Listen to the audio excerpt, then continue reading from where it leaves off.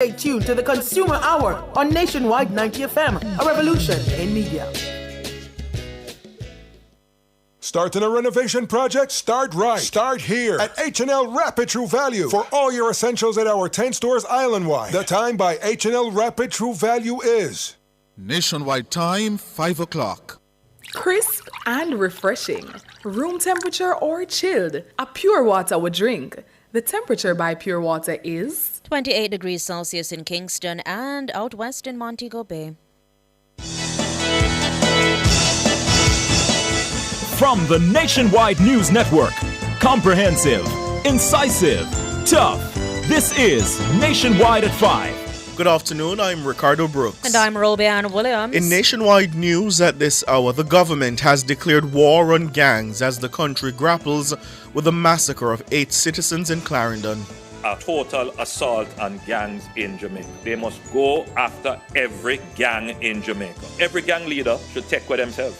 We have the latest from the Prime Minister and the parliamentary opposition. Residents in Cherry Tree Lane say Sunday's massacre has left them heartbroken. 4 armed men arrested in Cherry Tree Lane on Monday. The OUR has summoned JPS to a meeting tomorrow as the company seems set to miss today's deadline for electricity restoration. In news from the rest of the world, ICC prosecutors are monitoring Venezuela, where security forces are cracking down on dissent. Kenya starvation cult leader pleads not guilty. In headline sports, coach Glenn Mills is calling on the JOA and the J3As to work out their disagreements. And later in our broadcast, in the cover story at 5:35, shock and horror in Cherry Tree Lane, Clarendon, as 8 Jamaicans are massacred by a marauding gunman. Pray that he can't come back, he can never fix. I don't know why. It hurts so much. The Prime Minister is vowing those responsible for the murders will face justice. What I have declared here is a total assault on gangs in Jamaica. I want that to be clearly understood.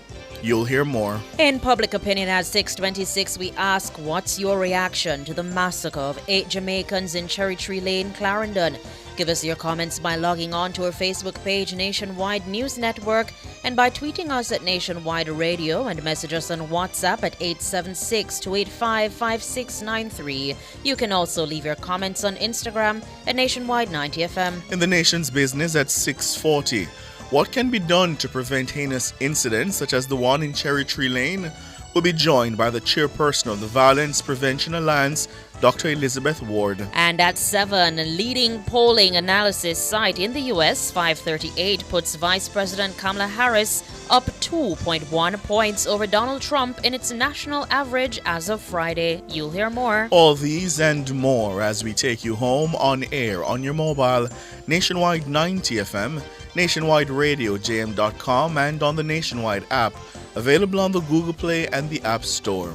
This Monday afternoon, it's Monday, August 12, 2024.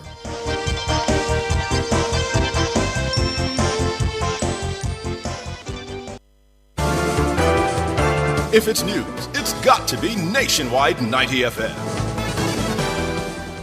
Now to the details. Prime Minister Andrew Holness has declared war on all gangs operating in Jamaica. The Prime Minister made the declaration following the massacre of 8 people in Cherry Tree Lane, Clarendon, Sunday night. In a media conference at his St. Andrew offices on Monday, Holness warned all gangsters involved in the brutal killings that they would be brought to justice one way or another. Ricardo Brooks reports. It's one of the most savage episodes in Jamaica's recent history. 8 people were shot dead by men wielding rifles and handguns. One of those murdered was a primary school boy. He was only 7 years old. On Monday, a tough-talking Prime Minister Holness vowed that the security forces would hunt down the gangsters responsible. What I have declared here is a total assault on gangs in Jamaica. I want that to be clearly understood. Operationally, they must go after every gang in Jamaica. The gangs that have been identified as being directly responsible for this action are connected with other gangs. And so we must pull the thread to where it leads. So today, every gang leader should take with themselves. The Prime Minister has declared Sunday's mass murder an act of terrorism. Members of the Jamaica Defence Force have also been activated to assist the police in tracking those responsible. Mr. Holness says the state will make no distinction between those who fired the weapons and those who may be involved in the crime in other ways. Every gang, every person who in any way facilitated, provided the arms, or were involved and pulled the trigger themselves, we will find you and we will bring you to justice. I want that to be absolutely clear. We will not treat this as another criminal act. We will treat this as an act of terror. The security forces have already declared a raft of curfews across sections of Clarendon and St. Catherine as they go in search of those responsible for the murders. Mr. Holness says such a horrific crime must never again occur in Jamaica. There is no way that 8 persons can be killed in one incident in Jamaica and the state stands as if nothing happened. No. Every gang member, every gang will feel the full force of the state today. This must never happen again in Jamaica. The police are theorizing that the killings are a reprisal act for the murder of a woman some time ago. The lawmen have so far declined to name the gangs they believe are involved in the mass shooting. Ricardo Brooks for Nationwide News. Meanwhile, Prime Minister Holness disclosed that persons outside Jamaica and those currently behind bars are also involved in Sunday's massacre. We know that persons overseas are involved and connected in this act. We know that persons who are incarcerated presently have connections in this act. We know that multiple gangs are connected and involved in this act. The Prime Minister says the security forces are cooperating with overseas partners to track down those who may be outside Jamaica's borders. Mr. Holness says Sunday's attack was meant to incite fear across society.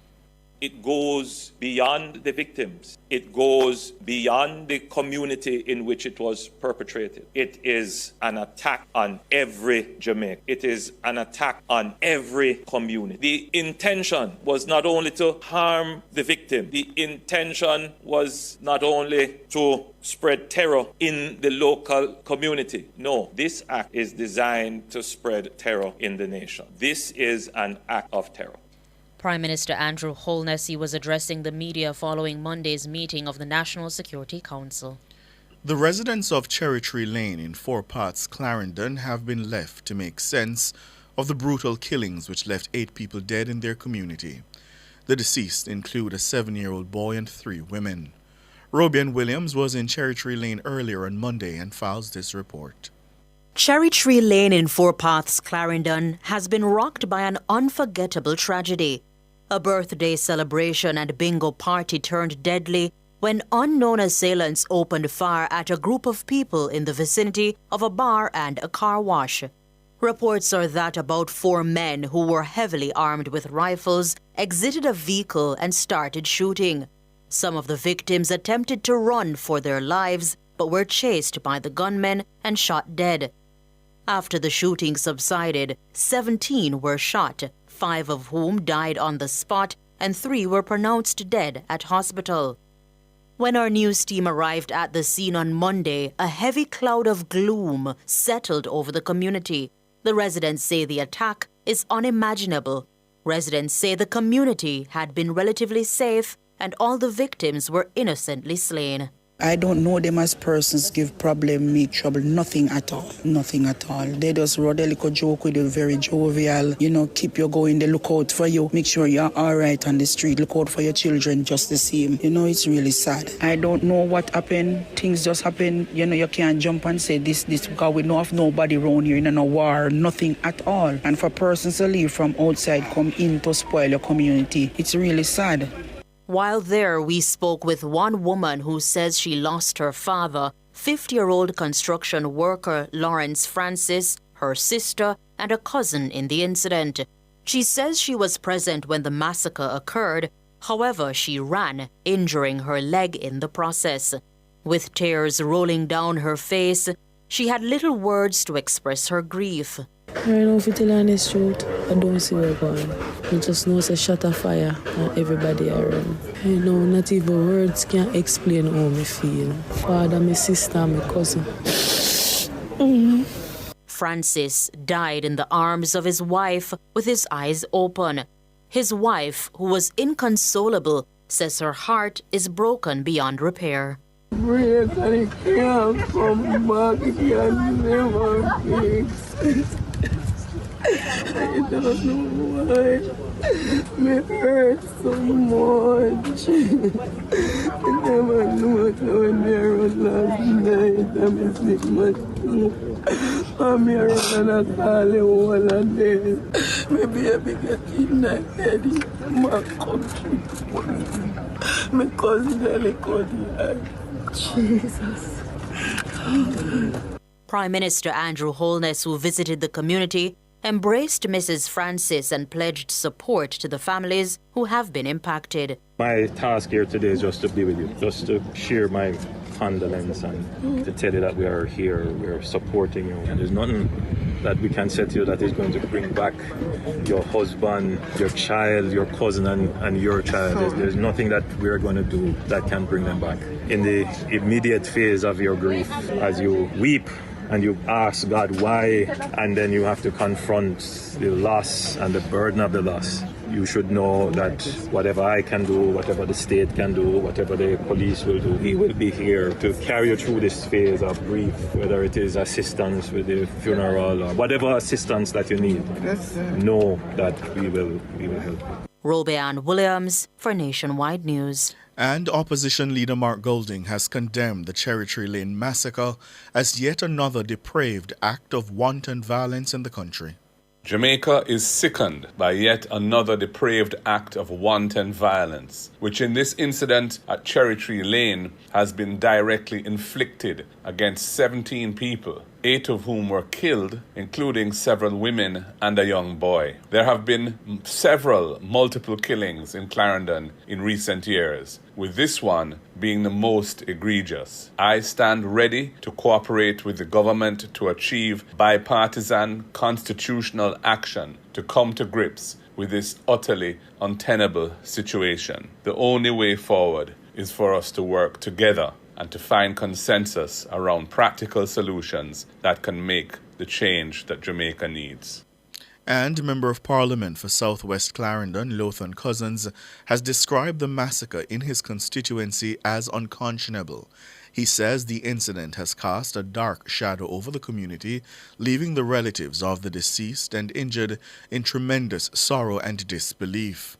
Cousins noted that his team is conducting assessments to determine the level of support required to assist those affected by the shooting.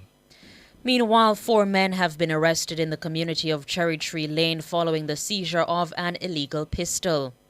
Reports are that lawmen were patrolling the area when they saw 4 men riding on 2 motorcycles. The men were instructed to stop, which they did, but they attempted to run and tossed a bag. The bag was searched and the firearm recovered. The 4 men were taken into custody.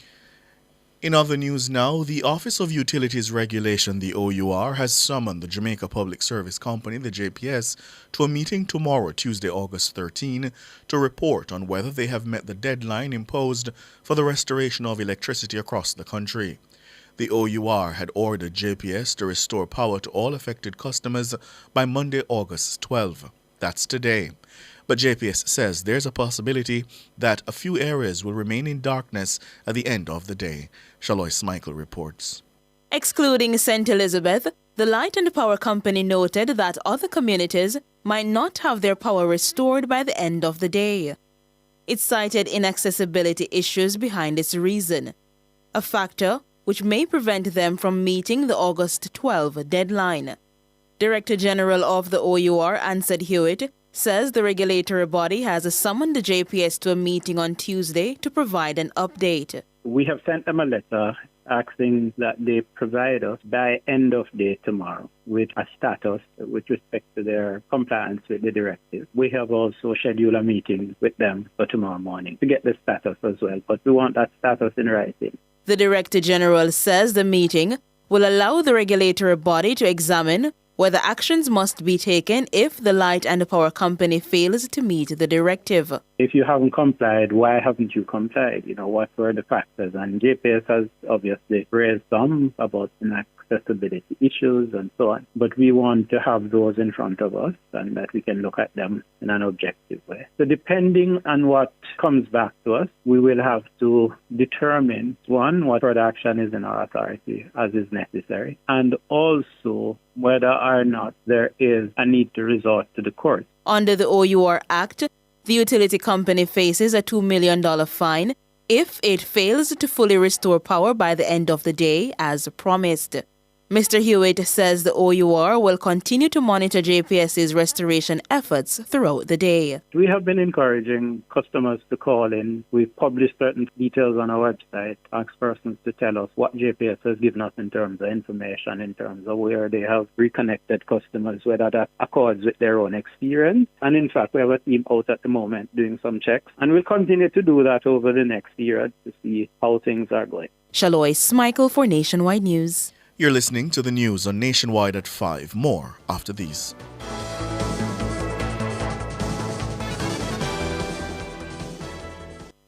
Value Drug Pharmacy offers curbside pickup and delivery of your branded and generic drugs. WhatsApp your prescription to 876-881-6695. The time by Value Drug Pharmacy is 16 minutes after 5. Rent-to-Kill Initial offers air purification solutions with triple filtration and unique auto-sensing capabilities that neutralizes malodor and replaces it with clean air. Call Rent-to-Kill Initial at 926-4236 for more details. The temperature by Rent-to-Kill is 28 degrees Celsius in Kingston and 28 out west, also in Montego Bay. Energize your life the right way with DBJ. Yeah, you must can save enough energy solution. Choose one today for your house or your business. Money I go save. Yeah, DBJ. Energize your life the right way. The Development Bank of Jamaica Limited is here to help you with the purchase and installation of renewable energy systems to help you save on your energy bill. Contact your business banker or bank today. Energize your business or home the right way with DBJ Energy Loan. Continuing the news, in a growing wave of protests against electricity provider Jamaica Public Service Company, JPS, residents of Marsville in St. Elizabeth blocked the main road on Monday. The protest was intended to bring attention to their frustration with the pace of electricity restoration in parts of the southern parish. Sections of the parish remain without electricity close to 6 weeks after the passage of Hurricane Beryl. Councillor for the Marsville Division, Leighton Smith, says vehicular traffic between Marsville and Santa Cruz was impacted. There's a roadblock in the Marsville housing scheme area. The road to Warminster, Russell, Bonavista, all those roads are blocked. Nothing can come from here down through Marsville to Santa Cruz, or vice versa. The cities of those communities have blocked the road, protesting the long delay to restore electricity within that area. Mr. Smith told Nationwide News that JPS contractors have dug holes and delivered poles in some communities within the division, but he says no work has been done since. Smith is urging JPS to speed up work to have power restored. The JPS contractors, they went in and dug the post hole, and last night I was told that some poles were delivered in the New Village area. That's all have been done within that area. It's now going to 6 weeks, and the citizens are still without electricity. The frustration kept creeping with them now, and they take it to the streets. So presently, it's a large crowd gathered there, probably over 200 persons there at the roadblock, and big trees are cut down to block the main thoroughfare. I spoke to David Lewis from JPS last week Friday, and he told me that work will start this week, but to date we have seen no work started. Only the pole holes that were dug and the poles that were delivered last night within the area. Leighton Smith, councillor for the Marsville Division in St. Elizabeth. Meanwhile, the Smoothland main road in the parish was also blocked by residents on Monday. The St. Elizabeth police say trees and other debris left the road impassable. Monday's protest follows similar action in Crane Road, Black River, and Fullerswood last week. Prior to that, protests were mounted in Braes River, Georges Valley, and Sheffield. A taxi driver was reportedly shot by a policeman in Morant Bay, St. Thomas, after a tussle between them earlier today. The taxi driver was reportedly shot 4 times. It's believed that the incident was sparked by the collision of the policeman's vehicle and the taxi. In a video circulating online, angry residents were heard screaming and arguing with the police officers who were on the scene. Other bystanders carried the injured man into the police vehicle. The injured driver is said to still be alive. And the St. Elizabeth police have taken one man into custody following the seizure of dozens of illegal ammunition in the parish. The lawmen say they seized a total of 43 shotgun cartridges in an operation in Rich Pen District on Friday. They also seized 2 5-gallon buckets containing marijuana seeds and 5 pounds of vegetable matter resembling marijuana. The identity of the man is being withheld pending further investigations. World in a Minute is brought to you by ABC Electrical Sales. We make things as easy as ABC. Hose assembly and supply, equipping Jamaica for success. And Charles O'Connor Consulting Network, COCN, driven by international accounting standards, modern technology and integrity. The World in a Minute. Prosecutors from the International Criminal Court, ICC, say they are actively monitoring events in Venezuela where the security forces have launched a crackdown on the opposition in the aftermath of the nation's disputed presidential election. The Associated Press is reporting that forces loyal to President Nicolas Maduro have rounded up more than 2,000 people for demonstrating against the July 28 election results. President Maduro was declared the winner by the government-controlled Electoral Commission. But Venezuela's opposition says it won the polls and has called for worldwide protests on August 17 in support of its claim. This call has been backed by the European Union and the U.S. The Office of ICC Prosecutor Karim Khan says it has received multiple reports of instances of violence and other allegations following the polls. The leader of a Kenyan cult who allegedly encouraged over 400 followers to starve themselves to death has pleaded not guilty to manslaughter charges. Self-proclaimed pastor Paul Mackenzie appeared in court in the coastal city of Mombasa on Monday alongside 94 other suspects. Mr. Mackenzie was arrested last April after 429 bodies, including children, were dug up from mass graves in a remote forest. Most of the bodies showed signs of starvation and assault. Mr. Mackenzie allegedly told his followers they should, or rather they would, get to heaven more quickly if they stopped eating. The Shakahola Forest massacre is considered one of the worst ever cases of cult-related mass deaths. The prosecutor told the AFP that over 400 witnesses will testify over the next 4 days. Mr. Yamina said the case was unique in Kenya and the suspects would be prosecuted under a law relating to suicide pacts. World in a Minute was brought to you by ABC Electrical Sales. We make things as easy as ABC. Hose assembly and supply, equipping Jamaica for success. And Charles O'Connor Consulting Network, COCN, driven by international accounting standards, modern technology and integrity. Recapping the top stories making nationwide news at this hour, the government has declared war on gangs as the country grapples with the massacre of 8 citizens in Clarendon. A total assault on gangs in Jamaica. They must go after every gang in Jamaica. Every gang leader should take care of themselves. Residents in Cherry Tree Lane say Sunday's massacre has left them heartbroken. 4 armed men arrested in Cherry Tree Lane on Monday. The OUR has summoned JPS to a meeting tomorrow as the company seems set to miss today's deadline for electricity restoration. I'm Ricardo Brooks. And I'm Robianne Williams. You can find the news on our website at nationwideradiojm.com and on the Nationwide app available on the Google Play and the App Store. News next, the headlines at 6.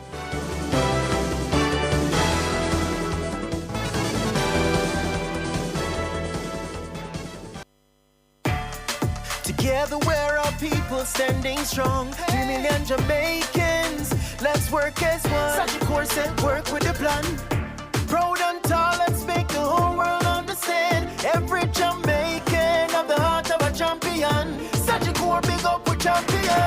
style, watch my skill, watch my flow. Standing out anywhere where we go. Many goals, many dreams, many strides. Are the black, green, and gold, are we pride? Proud and tall, let's make the whole world understand. We are strong when we are one, Sociological, celebrating Jamaican success. It's an exciting time for real estate developers and investors as the Greater Bernard Lodge divestment enters phase 4 of its divestment process. Offering residential townhouse lots for sale. Over 22.8 acres of dedicated townhouse blocks will be offered in a competitive divestment process. Visit bernardlodgeja.com for more info or give us a call at 876-929-4000. Be a part of the new and promising township by investing in Greater Bernard Lodge. Bids open in August 2024.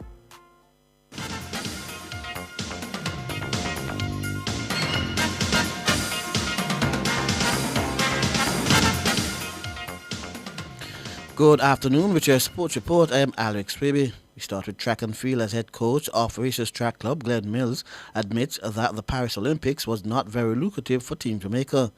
Jamaica went into the Olympics with pundits making ambitious predictions of between 9 and 14 medals. However, in the end, the country came away with 6, a gold, 3 silver and 2 bronze, 4 of which came from field event athletes. Mills says winning 6 medals at the Olympics was not an easy feat. Well, it is fair to say that we did not have an Olympics based on our expectations, but this is the field of sports, and you will always have times like these when you have disappointments. We suffered some fatal blows with injuries to a number of our top athletes, and some did not perform up to the level of expectation. However, we still got 6 medals, and 6 Olympic medals is nothing to scoff at, although we were hoping to double that amount. He says it's now time for the various stakeholders to analyze what went wrong in Paris. What we need to do is to analyze what we can do better for the next Olympics, and what we can do to increase the possibility of our medal haul. But it's not easy to get medals at the Olympics or any world thing. And so we have to be thankful for the successes we had and celebrate them. And we can do some work to improve a lot of things. So let's hope that the powers that be take a good look at the assessment of what went on. Mills says the sport will suffer if the J-Way and the J3s don't work out their disagreement. One of the things that definitely has to improve and has to change is the bickering and the difference between the Olympic body and the athletic body. This is very harmful to the sport, and if it is not cauterized and allowed to continue, we're going to have some bad results, and the sport is going to suffer. Glenn Mills. Meanwhile, Nationwide sports editor Wayne Walker says several athletes signal their intention to be the heroes of track and field at the Paris Olympics. Walker was Nationwide's reporter in the City of Love for the Summer Games. He says these athletes are more than capable of filling the void left by Usain Bolt when he retired in 2017. Speaking on Sports Nation Live, Walker says 100 meters silver medalist Kishane Thompson is one of the athletes for the future. Lex Seeley is one of them. Really cool guy, very talented. I think he's not the most versatile male sprinter in the world. He's certainly one of. Masai Russell, she's mild-mannered. She has a quiet arrogance about her, but the arrogance is about her confidence in her ability. Rai is a talented guy, but I think he needs a little bit more personality if he's really going to capture the imagination of the people. Kishane, I think Kishane has what it is to become a star as well. Up to this day, I can't see how that boy lost that 100-meter Olympic gold medal. I really can't. Wayne Walker, I'm Alex Strebe, and that's your sports.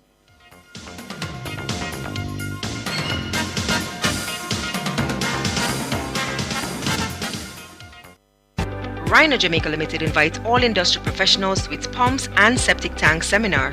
calling all plumbers, electricians, contractors and hardwares to join us on August 20th in Montego Bay and in Kingston on August 22nd. Registration is free, so you don't want to miss. WhatsApp us at 876-551-6565 or see the press and social media for details. What you think? Pure water we drink.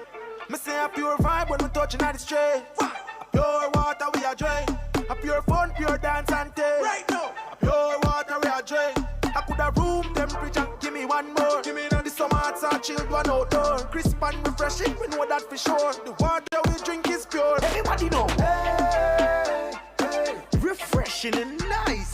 Hey, hey. The best water you can find. Pure water we drink. We are the best at what we do. At Hose Assembly and Supply Limited, we supply hose fittings and tools. We guarantee we can't be beaten when price and quality are combined. You brand us the Hose and Tool Boss because we deliver the most effective industrial solutions. Come in and experience the joy of shopping with Hose Assembly and Supply Limited. Call us 876-923-3936 or visit 173 Hagley Park Road, 2 Charlesworth Crescent or Montego Bay Trade Center. Hose Assembly and Supply Limited. More than just hoses. Now open every Sunday. For all your electrical needs, visit ABC Electrical Sales. They stock a wide variety of electrical supplies including plugs, switches, panel boards and conduits, plus energy-saving fixtures. ABC Electrical Sales stocks brands like GE, Siemens, Philips, Cutler Hammer and Allen Bradley. They also offer free island-wide delivery just to suit your needs. Visit them at Shop 8, Hagley Park Plaza, Kingston 10 or call 876-754-3714-5 or 876-754-3825-8. ABC Electrical Sales for a better choice in the electrical business. Drive Hyundai vehicles beyond your dreams with an exclusive 4.99% interest rate. Yes! Shop Hyundai vehicles and get a super low 4.99% interest rate on your car loan. Plus 2 years free service, 1 year insurance and 5 years warranty. Offer valid on all 2024 Hyundai vehicles. Drive your Hyundai with the lowest interest, 4.99%. Conditions apply. Cover Story is brought to you by Multilink. Roll with control. Use Multilink. Save fast and accepted in more locations. We've been a part of everyday Jamaican life for over 25 years. From paydays to birthdays, unexpected emergencies to anniversary celebrations, the supermarket checkout line, or paying a bill or taxes on time. Our fast, secure debit network provides reliable service so you can always depend on Multilink. Jamaican and proud, fast, secure, everywhere.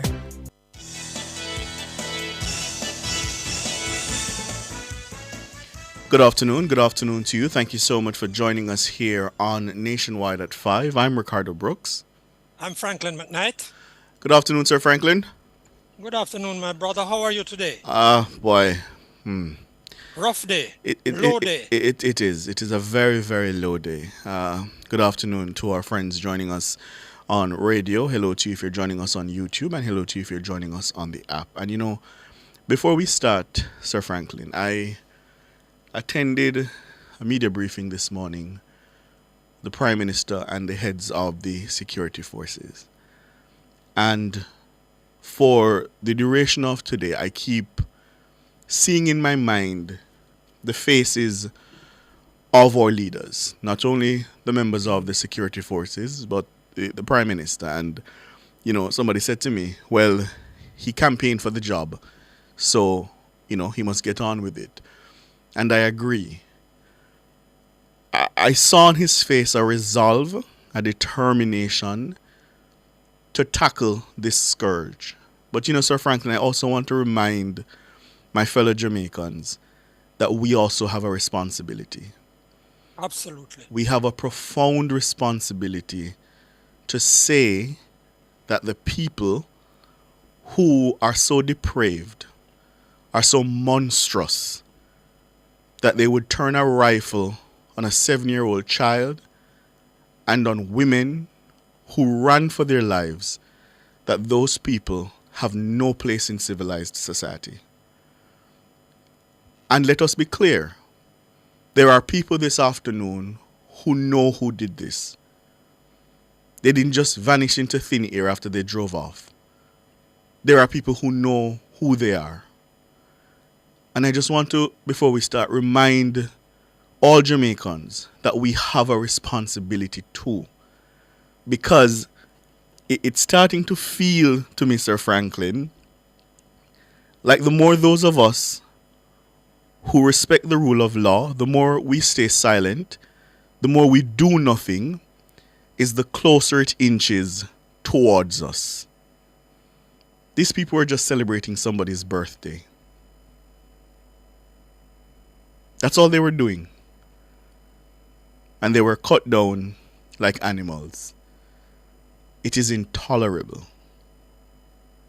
It is intolerable. Well spoken, sir. Well spoken. I have very little to add, but that point you made about there are people who know these gunmen. There are people who know them. There are people who might have been there arranging, planning it with them. Absolutely. Knew that they were going to be there, that they were going to go into that area around 9 o'clock last night. There are people who knew that and know it and know what happened. And the point you are making about the responsibility, not just being on the leaders, yes, and they have a responsibility. It's very important that people who know, and I think I heard with one policeman saying today, people don't just believe that we know that already, or the police know that already. What you know, tell it to the police. Even if you think it's a tiny bit of information, tell it to the police. Yeah. Well, the Prime Minister says the Cherry Tree Lane massacre was calculated to deliver the highest level of terror. 8 people, listeners, including a child, were murdered and 9 injured in a mass shooting sometime after 9 in Cherry Tree Lane, 4 parts in Clarendon. Now, the police say a total of 16 residents were shot. The police report that one group of residents was gathered at First Lady Headquarters Bar, HQ Bar, celebrating the birthday of a member of the group.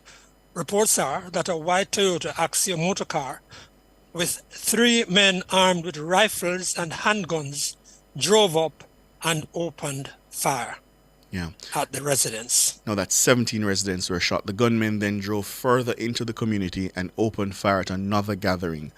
The deceased include a 7-year-old boy and 3 women. The Prime Minister was speaking on Monday following a tour of the area where the incident took place. It's difficult to believe that we're standing at a crime scene. When you look around, it's like any community in Jamaica. This could have been anywhere. A few meters from where I'm standing, a car drove up. The men alighted from the car. One high-powered automatic weapon, which has been certified to be an M16, obviously by virtue of the recovered spent shells, and handguns were used. There may be the view that this was a drive-by. So I want to dispel that from the public consciousness. The men, by the reports we have received, alighted from the car, walked a few meters to this establishment, and they pursued individuals and killed, including an 8-year-old youngster who was just killed right behind that car there. They then went back in the vehicle, went further down into the community, came out of their vehicle again, pursued individuals, and 1 person was killed. So I want it to be understood that this is not what you would describe as a regular criminal act of a drive-by, and even that should never be described in that way. But this is an act calculated to deliver the highest level of terror.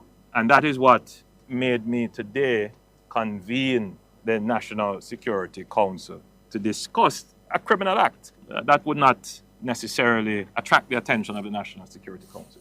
But the nature of what was done, and of course what we know about the connections that are involved in this, would make me, as the chairman of the National Security Council and Minister Chang as Minister of National Security, take a very deep look at this problem of organized armed violence and the role that gangs play in the organization, the arming, and producing violence affecting innocent people.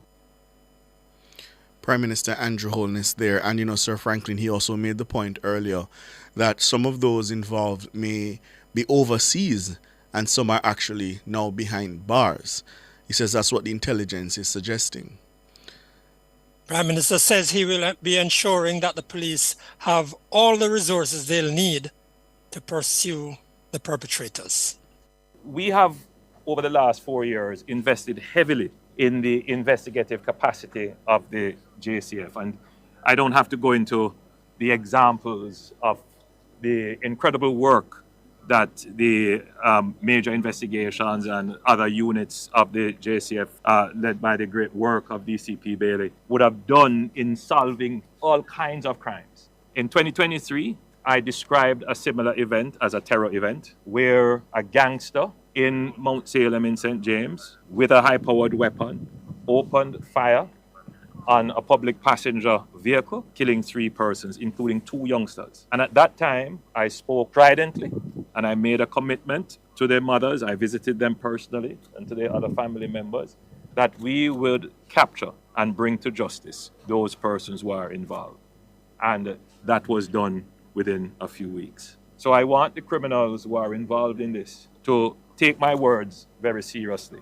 I am personally looking on all areas of the organization to ensure that all the resources necessary from the state, whether it is the financing, whether it is the international cooperation, whether it is the legislative support, will be made available to the security forces to pursue this relentlessly. They must either meet a judge or meet their maker, whichever they choose. But Jamaica cannot countenance this kind of crime where people feel they have the impunity to, in one act, take so many lives or take any lives whatsoever. I see this as an important tipping point. We have invested, as I've said, heavily in the capabilities of the JCF, whether it is intelligence, training, leadership, infrastructure, technology. There's no question, no other administration has invested in the JCF as we have done. We have used those resources within the law to diminish the capabilities of gangs and indeed to eliminate many gangs. In fact, 4 years ago, we had about 380 gangs, the last report I recall. My report this morning is that we now have 185 active gangs being pursued. Today, I gave a directive to the National Security Council that we must eradicate, eliminate, diminish, wipe out all the gangs that exist, every single one of them, no matter how they feel that they are connected, no matter how they feel that they have resources and they are protected by whoever in the society. This is a tipping point. And as I said in the press conference, every gang leader now should take with themselves. Because as I stand here, I'm absolutely resolved that we will conquer this problem of organized, armed violence perpetrated by gangs.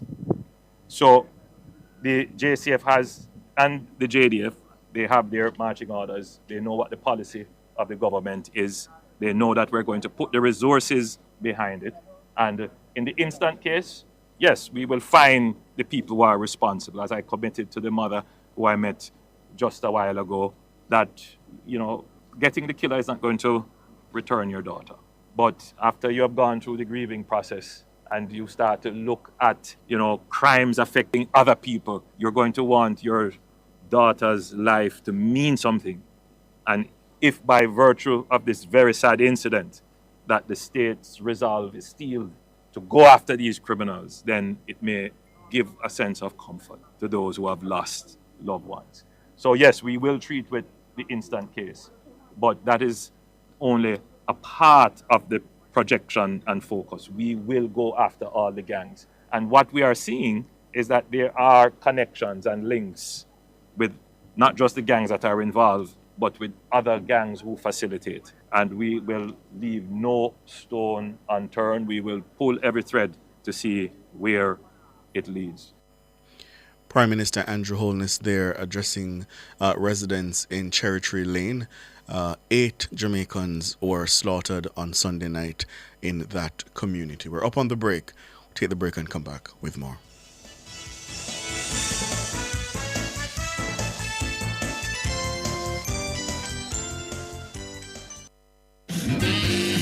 Azen Super Center in Midtown Crossroads, a place you've come to know and trust for quality and the best prices. Now, come see our expanded range of products, fine furnishings, kitchenware, your smart TVs, and all things electronics, and the latest in curtains, bed linen, and bathroom accessories. It's the new and expanded Azen Super Center in Midtown Crossroads with convenient, safe, and free parking. Shop with a smile at Azen Super Center. Does your bra ride up your back? Do your shoulders hurt from carrying the weight of your breasts? These are signs of an ill-fitting bra. When was the last time you were fitted by a bra fit specialist? The bra experts at LaBelle Femme will take care of you. Drop into the store at 53 Lady Musgrave Road, Tuesdays to Saturdays from 10 to 5, and you will see the difference. Or call 876-622-6091.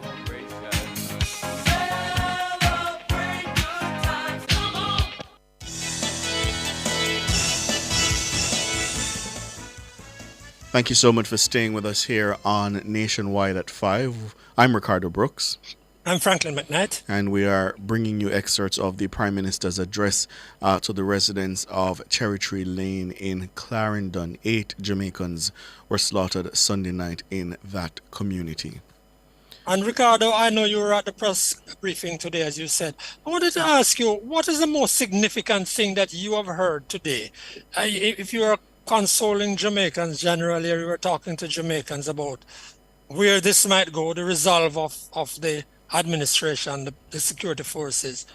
What's the most significant thing you heard today? I think it would be the change in how the security forces and the government, how they're viewing these acts. Because for a long time, when you heard the term terrorism, you sort of said, boy, that's perhaps a bit hyperbolic, yeah? And it's probably over the top. And I asked the Prime Minister about that, his continued use of the word, and what that could mean for laws down the road. And he made the point that he has started to introduce it into the lexicon and into the consciousness of Jamaicans, because it's something that the National Security Council has started to discuss as to whether or not it may not be time to put in law the specific designation that people who commit these kinds of crimes are domestic terrorists and how they should be treated with. And so I got from that a sense of, and you heard him say it earlier in the clip, that we've reached a tipping point and that the state now must respond in the way and in a manner that shows that these acts are very, very serious and they are intolerable, and that no civilized society can countenance these kinds of things. So I think that would be it for me, that they've reached a point now where they are accepting that people who carry out these kinds of crimes, they really are terrorists. Great. And I have the associated point where the Prime Minister said today that society has long been sort of powdering these gangs. Absolutely. And we have been, meaning the whole society, and we are not at a point where that can't go on. But that clip we just played a while ago had him saying the security forces are now told that we must get rid of the gangs. Mm-hmm. We can't be satisfied with 120 or 200 or 15 or sleeper gangs or whatever. Every young boy who is coming up must be clear that there's going to be no place for him, no safe place for him in any gang. That it's a and dead I end. would love, absolutely, and I would love for the security forces to keep pushing that message and, of course, using their activities to back it up. Yeah. The Prime Minister also says that the police must replace gangs in communities, as you heard from Sir Franklin just now, that, there's been this idea that in too many communities, these gangs are protected.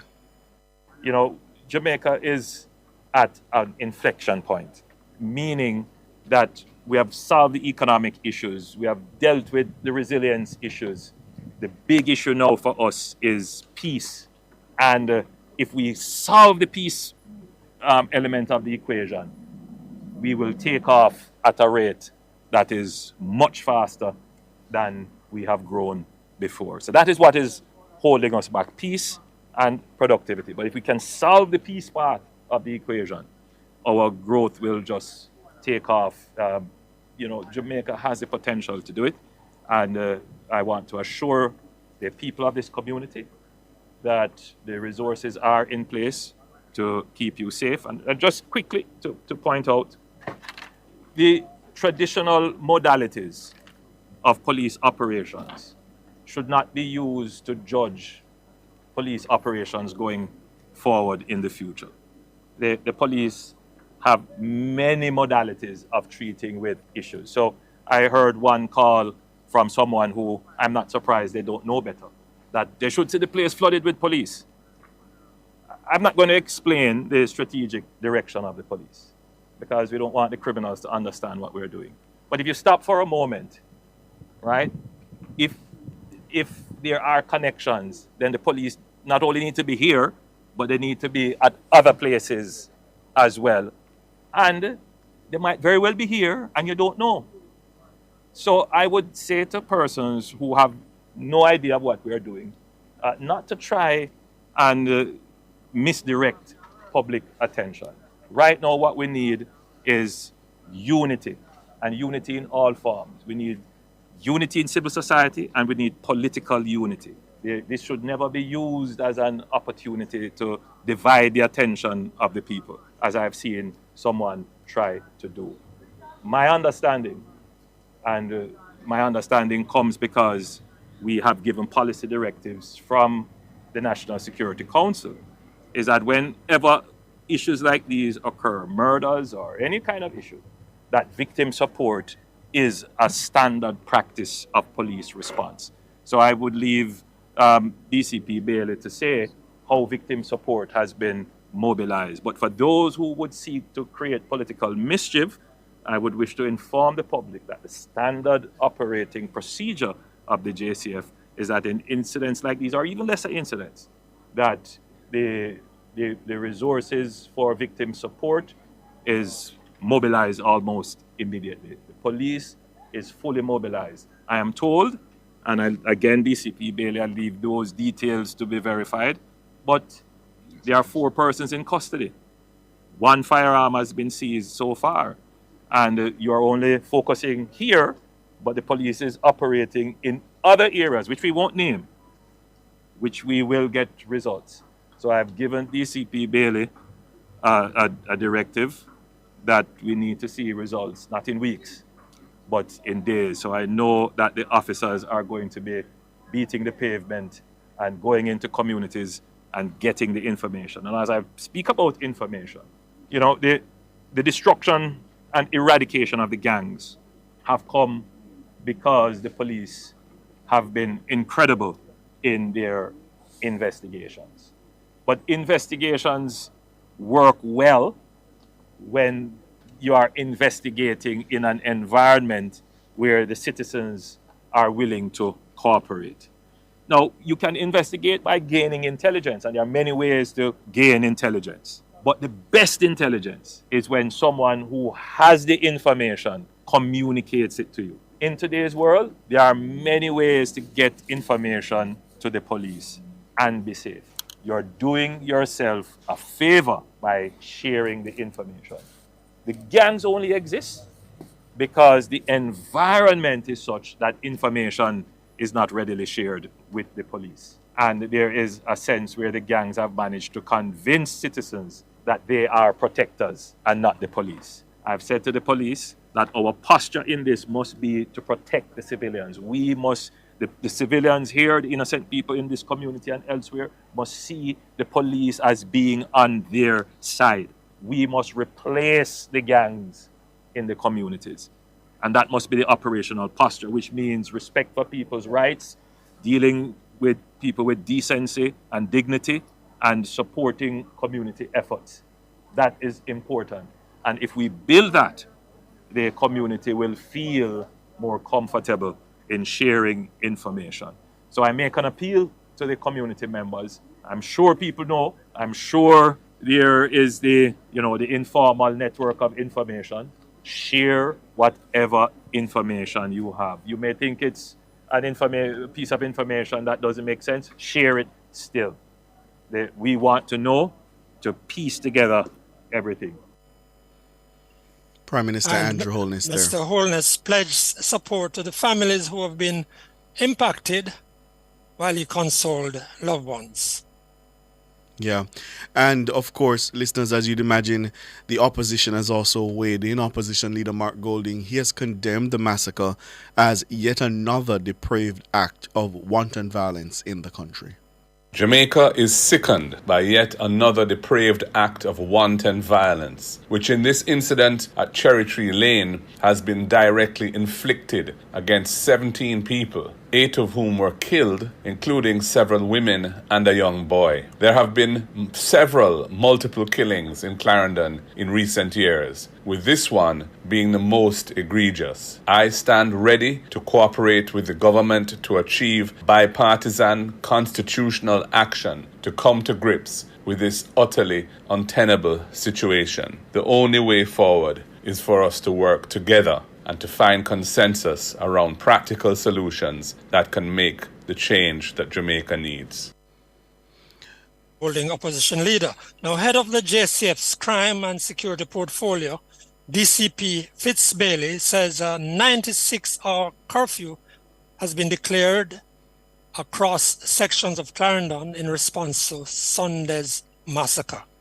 As you might be fully aware, last night we had an unfortunate situation in this community where 8 persons were shot and killed and 9 others were injured by gunshots. The police came on the scene from early yesterday. I actually came along and I was there for a considerable period of time. We have engaged in a lot of initiative, both investigative and operational initiatives. We have actually imposed a 96-hour curfew within this immediate environment, and there's a significant deployment in other communities as well. And the objective for the deployment in this community is to provide that assurance, or that reassurance, as well as to ensure that the citizens can go about freely and to provide that protection for the community. The perpetrators of the crime, we are pursuing them, and we promise you as a community that we are going to find them. We are going to bring them to justice. A number of initiatives we have engaged in, which I cannot go into, but we want to reassure you that the police will ensure that justice is done on your behalf.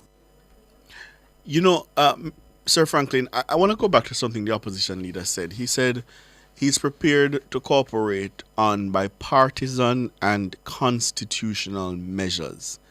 And I would love if both our leaders could start spelling out what exactly, in their estimation, would that look like. Bipartisan and constitutional measures. Obviously, we all agree that any action taken has to be within the 4 walls of the Constitution.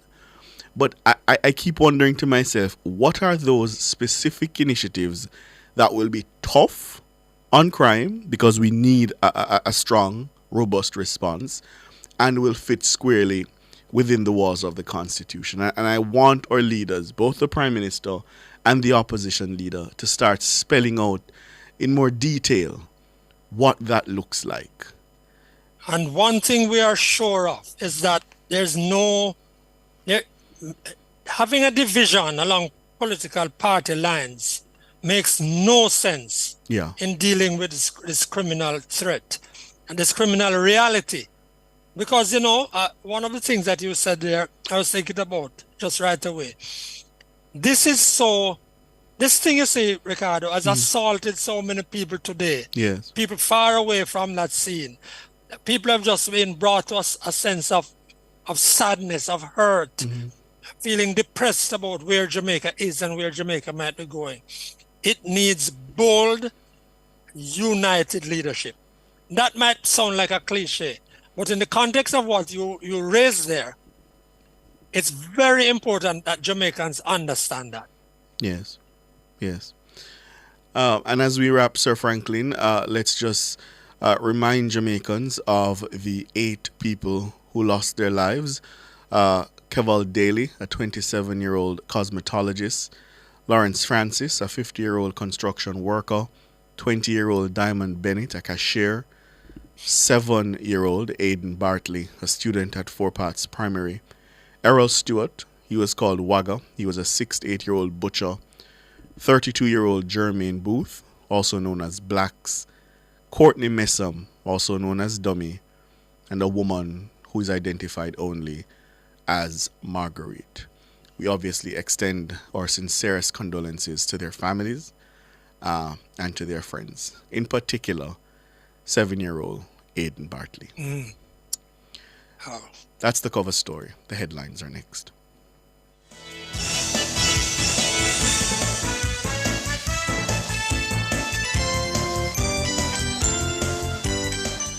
Cover story was brought to you by Multilink. Roll with control. Use Multilink. Save fast and accepted in more locations.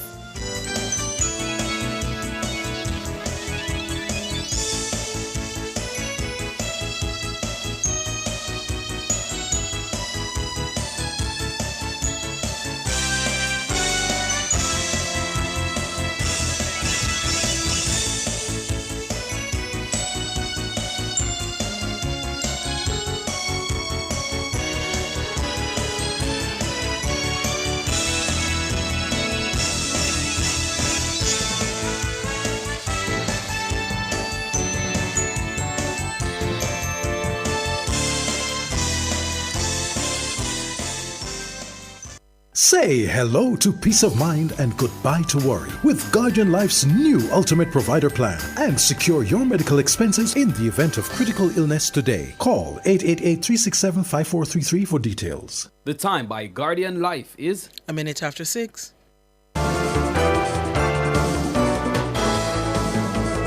Nationwide headlines at 6. Good evening. With the headlines at 6, I'm Norige Banton. Prime Minister Andrew Holness has declared war on all gangs operating in Jamaica. The Prime Minister made the declaration following the massacre of 8 people in Cherry Tree Lane, Clarendon, Sunday night. In a media conference at his St. Andrew offices on Monday, Holness warned all gangsters involved in the brutal killings that they would be brought to justice one way or another. A tough-talking Prime Minister Holness vowed that the security forces would hunt down the gangsters responsible. What I have declared here is a total assault on gangs in Jamaica. I want that to be clearly understood. Operationally, they must go after every gang in Jamaica. The gangs that have been identified as being directly responsible for this action are connected with other gangs. And so we must pull the thread to where it leads. So today, every gang leader should take with themselves. The Prime Minister has declared Sunday's mass murder an act of terrorism. Members of the Jamaica Defence Force have also been activated to assist the police in tracking those responsible. Mr. Holness says the state will make no distinction between those who fired the weapons and those who may be involved in the crime in other ways. Every gang, every person who in any way facilitated, provided the arms or were involved and pulled the trigger themselves, we will find you and we will bring you to justice. I want that to be absolutely clear. We will not treat this as another criminal act. We will treat this as an act of terror. The security forces have already declared a raft of curfews across sections of Clarendon and St. Catherine as they go in search of those responsible for the murders. Meanwhile, Prime Minister Holness disclosed that persons outside Jamaica and those currently behind bars are also involved in Sunday's massacre.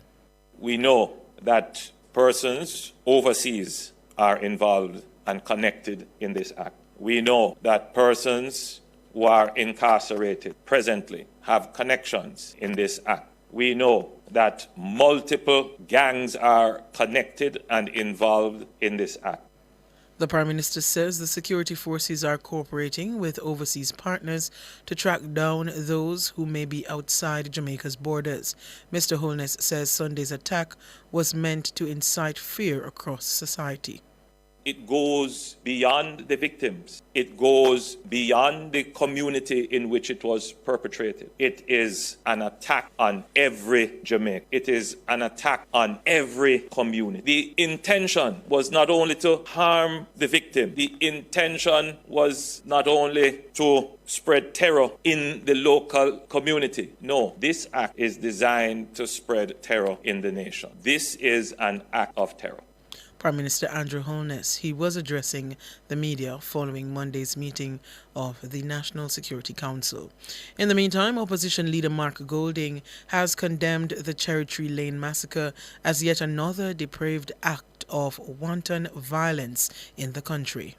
Jamaica is sickened by yet another depraved act of wanton violence, which in this incident at Cherry Tree Lane has been directly inflicted against 17 people, 8 of whom were killed, including several women and a young boy. There have been multiple killings in Clarendon in recent years, with this one being the most egregious. I stand ready to cooperate with the government to achieve bipartisan constitutional action to come to grips with this utterly untenable situation. The only way forward is for us to work together and to find consensus around practical solutions that can make the change that Jamaica needs. And the Member of Parliament for South West Clarendon, Lothan Cousins, has described the massacre in his constituency as unconscionable. He says the incident has cast a dark shadow over the community, leaving the relatives of the deceased and injured in tremendous sorrow and disbelief. Cousins noted that his team is conducting assessments to determine the level of support required to assist those affected by the shooting. In other news, the Office of Utilities Regulation, OUR, has summoned the Jamaica Public Service Company, JPS, to a meeting tomorrow, Tuesday, August 13, to report on whether they have met the deadline imposed for the restoration of electricity across the country. The OUR had ordered JPS to restore power to all affected customers by Monday, August 12. That's today.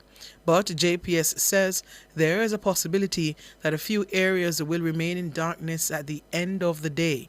Excluding St. Elizabeth, the Light and Power Company noted that other communities might not have their power restored by the end of the day.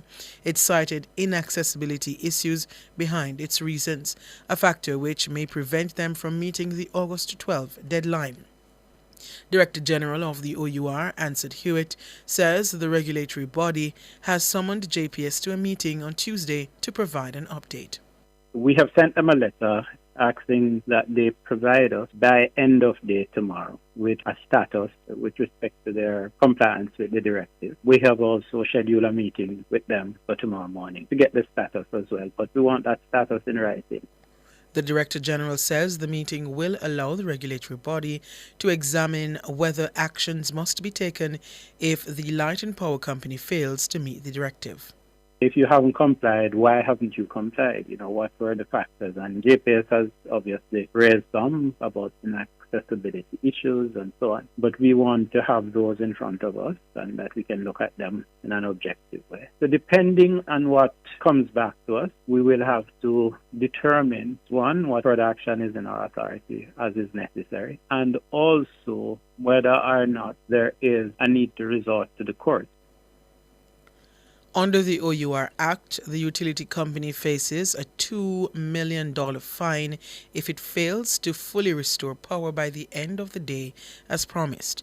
Mr. Hewitt says the OUR will continue to monitor JPS's restoration efforts throughout the day. Those were the headlines at 6. I'm Nora Gay Banton. Sports is next.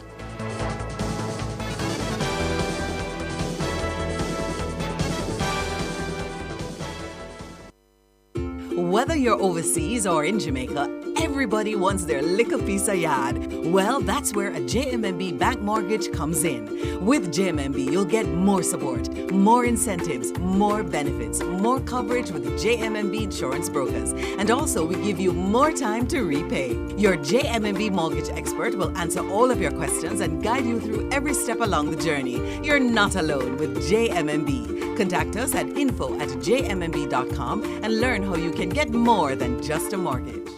My Mega Mart,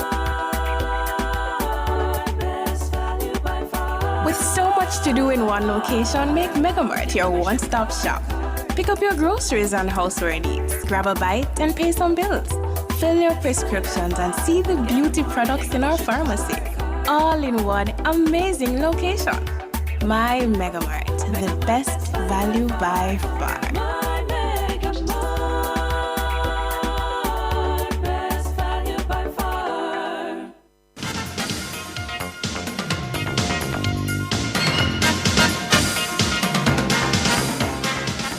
Good evening with your sports report. I am Alric Swaby. We start with track and field as head coach of Racers Track Club Glenn Mills admit that the Paris Olympics was not very lucrative for Team Jamaica.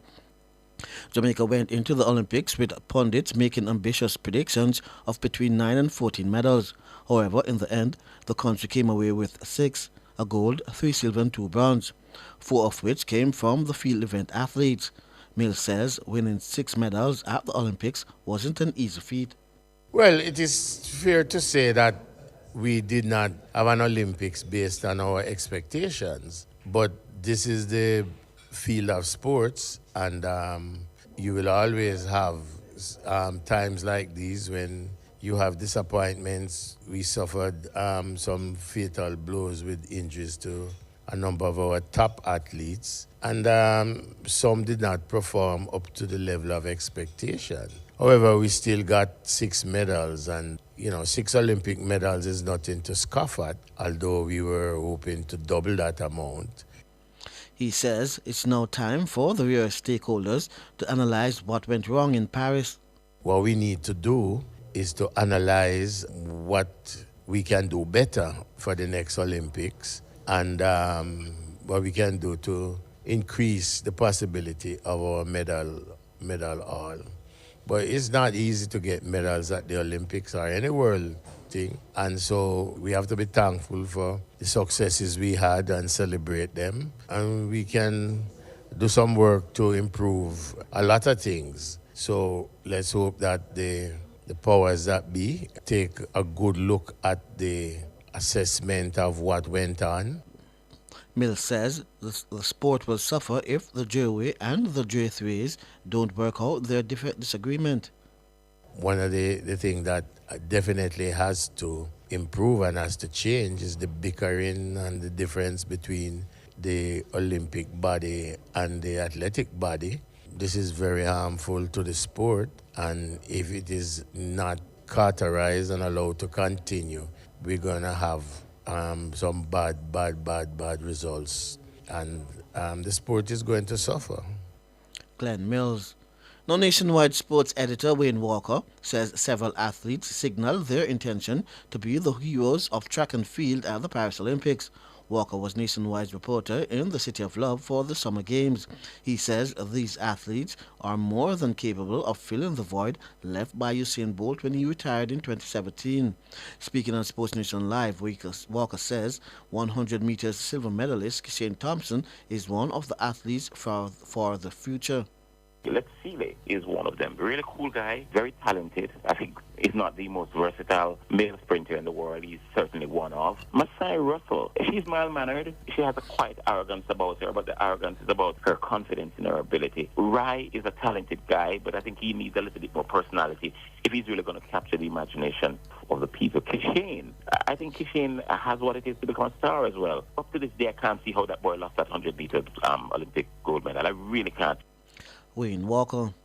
Now, Vice President of Netball Jamaica, Simone Forbes, says player development is at the core of the association's decision to host Trinidad and Tobago for a Youth Summer Invitational. Forbes says they plan to make it an annual event. Jamaica's under-16 team will take on their counterparts from Trinidad and Tobago in a best-of-3 series at the stadium courts from August 24 to 29. Forbes says as the number one netball country in the Americas, it's part of their duty to improve the quality of play in the region. We believe as a country and the top country in the region, we have a responsibility to ourselves, but also to help to build and to improve netball across the region. And so our little contribution is to have this summer invitational every year where we invite youth teams from across the region where we have a week-long netball competition. But in addition to the competition, we will have specialists work with the teams and the players. Simone Forbes. Meanwhile, Trinidad and Tobago under-18 team will play the under-18 teams of Gainsted High and Denby High in a 4-match round-robin tournament. The event will also feature a 3-day grassroots coaching clinic that will be held in conjunction with the competitive series. These clinics will target the coaches of primary, prep and high schools looking to upgrade their skills in basic netball defensive and offensive strategies. Now on to football, as Brentford have signed winger Fabio Cavallo from Liverpool in a deal worth £27.5 million, including add-ons. The 21-year-old, who spent last season on loan at RB Leipzig and Hull City, has joined a 5-year deal with an option for a further year. Liverpool will receive an initial fee of £22.5 million and have negotiated a 17.5% sell-on clause.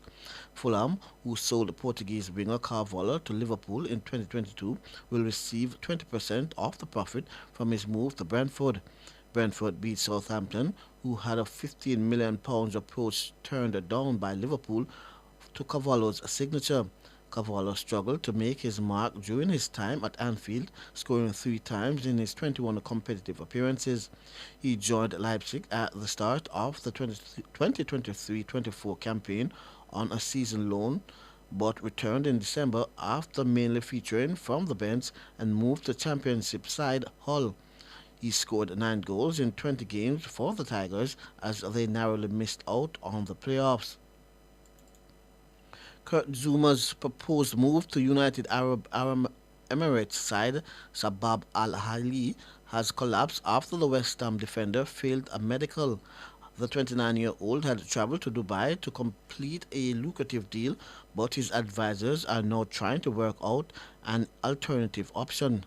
Zuma still has a year left on his Hammers contract, but the club has already brought in another central defender from Nice on a loan deal that includes a £34 million obligation to buy the 24-year-old Frenchman. In addition, West Ham paid Wolves £40 million for their skipper and another centre-back, Max Kilman, last month. Zuma has made 103 appearances for the Hammers since moving from Chelsea in a £29 million deal in 2021 and started in their 2023 Europa Conference League final victory over Fiorentina. The French international, who won the Premier League twice and the Champions League at Chelsea, was named club captain at the start of last season after the departure of Declan Rice to Arsenal. Known to cricketers, captain of the West Indies Craig Brathwaite disagrees with suggestion that the Caribbean side was fortunate to come away with a draw in their rain-affected first test against South Africa at the Queen's Park Oval in Trinidad and Tobago. Chasing 330 to win, the Windies reached 201 for 5 when play was called off. Brathwaite dismissed comments that the regional side benefited from the rain breaks. Yeah, I would say we escaped. We had 100 runs to win. Fully confident we would have made them if, let's say, the rain didn't fall. Albeit the game would have been a little different if we didn't have the rain breaks. But yeah, we were fully confident we could get the runs. We pretty much showed it, and we didn't get away because of the rain. Craig Brathwaite. Final scores: South Africa 357 and 173 for 3 declared. West Indies 233 and a 201 for 5. The second test is set for the Providence Stadium in Guyana starting August 15. Cricket West Indies CWI announced that Johnny Grave will be concluding his tenure as CEO at the end of October. Grave has been in the position since February 2017. CWI extends its deepest gratitude for his dedicated service and leadership throughout his term. Cricket West Indies will be initiating a comprehensive recruitment process to select the next CEO. They say the organization is dedicated to ensuring a thorough and transparent selection process. Jamaica's Malaike Russell picked up a bronze in the 17 to 18 women road race at the Caribbean Junior Cycling Championships in St. Martin on Sunday. Russell was part of a 3-member team that represented the country at the 4-day championships, which ended yesterday. The other members are Jordanian James and Khalil Francis. Russell finished in 2 minutes 06.23 seconds. The race was won by Guadeloupe's Emma Glorine with Dahila Rain from Martinique finishing second. And finally, in motorsports, Jamaican go-kart driver based in the USA, Zane Burgess, is on the verge of winning the fourth of 5-meter championships in the United States. Burgess has so far won the SKUSA Winter Series, SKUSA Pro Series, and the ROK Winter Series.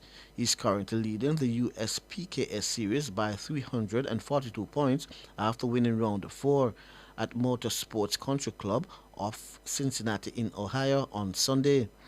Burgess won Heat 1 and 3 and finished second in Heat 2 but got a penalty that pushed him back to fourth. The championship is set to end next month. Meanwhile, he sits at second on Stars Championships with one more round in September.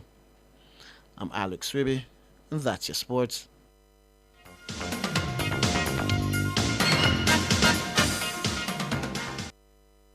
For all your scales and food processing equipment, call Advanced Scales and Equipment Limited at 876-968-9612 to 5. The time by Advanced Scales and Equipment Limited is 6:20.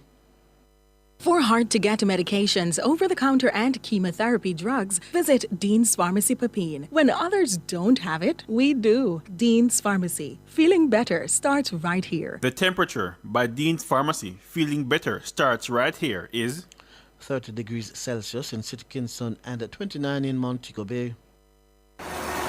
Me? Busy as usual, so I don't have no time for whole heap of paperwork. That's why I downloaded and signed up for my One JN Passport app. It's a whole new level of convenience and access to services within the JN Financial Group. Just a few taps on my smartphone and box. I can update my personal information, open a JN Bank savings account, and even apply for an unsecured loan. Get it all in one go. Download and sign up now. The One JN Passport app. JN will help you find a way. Charles O'Connor Consulting Network, COCN, is a financial reporting firm that delivers accounting and compliance services on time. Call us today at 876-908-0486 to 7. Email us at clientservices@cocnjamaica.com or visit our website at www.cocnjamaica.com. COCN, driven by international accounting standards, modern technology, and integrity. As a part of our efforts to increase accessibility to higher education, the Students' Loan Bureau no longer requires applicants to have guarantors. This applies to all SLB loan products. No guarantors, no catch. With SLB, you can make your dreams a reality. Visit our website at slbja.com and follow us on social media at Students' Loan Bureau to be in the loop. Apply today.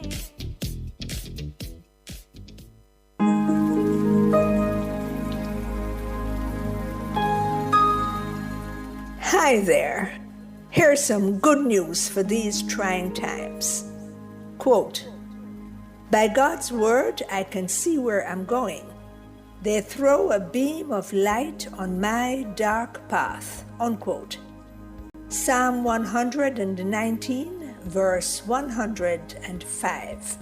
Listen for God's word weekdays at 5:45 a.m. and 12:55 p.m. through Oasis. Stop by for a refreshing drink and share a God perspective for the day. Oasis. Weekdays 5:45 a.m. and 12:55 p.m. right here on Nationwide, a revolution in media. The rebroadcast of the Oasis can be heard weekdays at 5:45 a.m. The Oasis is brought to you by Solar Tech Jamaica. We use the gift of the sun to power our world. Public Opinion is brought to you by Cleasing Industrial Supplies Limited, Industrial Automation and Control Solutions.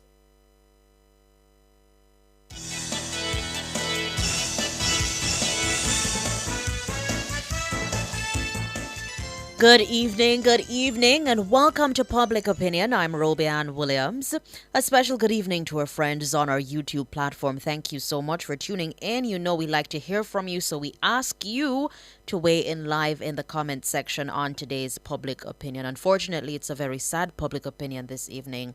The residents of Cherry Tree Lane in Four Paths, Clarendon, have been left to make sense of the brutal killings which left 8 people dead in their community. The deceased include a 7-year-old boy and 3 women. A birthday celebration and bingo party, it turned deadly when unknown assailants opened fire at a group of people in the vicinity of a bar and a car wash.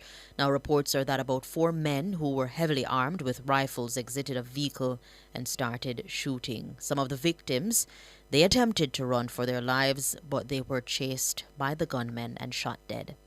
After the shooting subsided, 17 were shot, 5 of whom died on the spot, and 3 were pronounced dead at the hospital. The residents say the community had been relatively safe and all the victims were innocently slain. I don't know them as persons, give problem, make trouble, nothing at all. Nothing at all. They just run a little joke with you, very jovial, keep you going, they look out for you, make sure you're all right on the street, look out for your children just the same. It's really sad. I don't know what happened, things just happen, you can't jump and say this, because we don't have nobody around here, no war, nothing at all. And for persons to leave from outside, come in to spoil your community, it's really sad. A resident there in Cherry Tree Lane, in the Cherry Tree Lane community of Four Paths in Clarendon, the Prime Minister Andrew Holness, has declared Sunday's mass murder an act of terrorism. Now, he has vowed that the security forces would hunt down the gangsters responsible. What I have declared here is a total assault on gangs in Jamaica. I want that to be clearly understood. Operationally, they must go after every gang in Jamaica. The gangs that have been identified as being directly responsible for this action are connected with other gangs. And so we must pull the thread to where it leads. So today, every gang leader should take with themselves. Take with himself, indeed. That was our Prime Minister Andrew Holness. If you're just joining us, we're inside the Court of Public Opinion. This evening we're asking, what's your reaction to the massacre of 8 Jamaicans in Cherry Tree Lane, Clarendon? I'll start on our Facebook platform where Philip Jackson says, this world is on the pillars of 2 forces, good and evil, and will always be man's company. Now, which one will you choose? Yeah? Let me see here. He says, we must not let evil draw us out. And this is more than barbaric. Natalie Winter said, sadness. It's a sad, sad situation. Anthony Shakes is saying, find them, try them, and apply the death penalty. I've seen where a conversation on social media concerning the death penalty, indeed, where lawyers themselves have been chiming in on that aspect of the law. On our X platform, Lance Thompson says all hands must be on deck in solving transnational crimes. Even JFJ need to participate. Let me see. Afghanistan Rasta is saying manhunt time. Let's hear what the civil society advocates have to say. If they will join the victims or the criminals. Wow, okay. Angela Williams is saying that it's a terrible, terrible situation down there in Cherry Tree Lane, Clarendon. A terrible situation. Teacher's child says, frustrated. This is a systemic problem. People feel they are being denied justice when it is not swift. Criminals recognize that they may not be held accountable or may get off easily. Our legislators need to fix the loopholes which defense attorneys keep using to free criminals. Well, they do have a right to defense. But I was on the phone with someone earlier and we were talking about the fact that you can, get the criminals, catch the criminals, yes, but then what happens after? It's a whole process of them getting their day in court. And sometimes we seem to forget that. We say catch them, yes, but what happens after that? Kwame is saying crush the gangs once and for all. This is a war, and the Prime Minister himself did declare this as an act of terrorism. Over on our Instagram platform, Dari is saying Everybody a bad man. We love to glorify the deeds. This is normal. Let's not pretend that some aliens or demons from hell did not do this. They are our production. We have to change our mindset as a society. And I was in the community of Cherry Tree Lane, Clarendon earlier, and I was speaking with a resident, of course. And she was talking to me. She was saying that social intervention is what is needed at times to curb some of these young minds in the community, and she was actually requesting that we ask for social intervention in the community of Cherry Tree Lane. Nicole is saying sad, and it's a dark day in Jamaica. Star Apple is saying this was our first mass shooting. We need to take measures like El Salvador. Laws need to change. We no longer have God in our hearts. Called by Babyface is saying it was a wicked act committed in Cherry Tree Lane, Clarendon. Brian is saying no reaction at all. Reprisal mean gunmen from that place did something for the other side to react. Them love gunman. Okay. Ah, boy. Sui is saying sad, but something must give. Time for scour down the jail gangs. Bring back the penalty, the death penalty.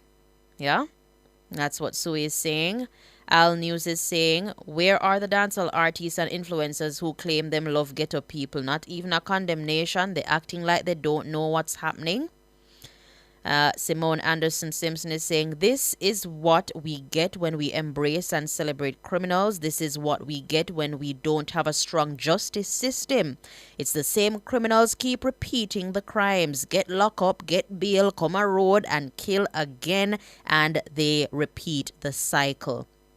Simone is saying that the justice system is designed for these hoodlums to run free. Only they have the rights in Jamaica. All right. Yeah.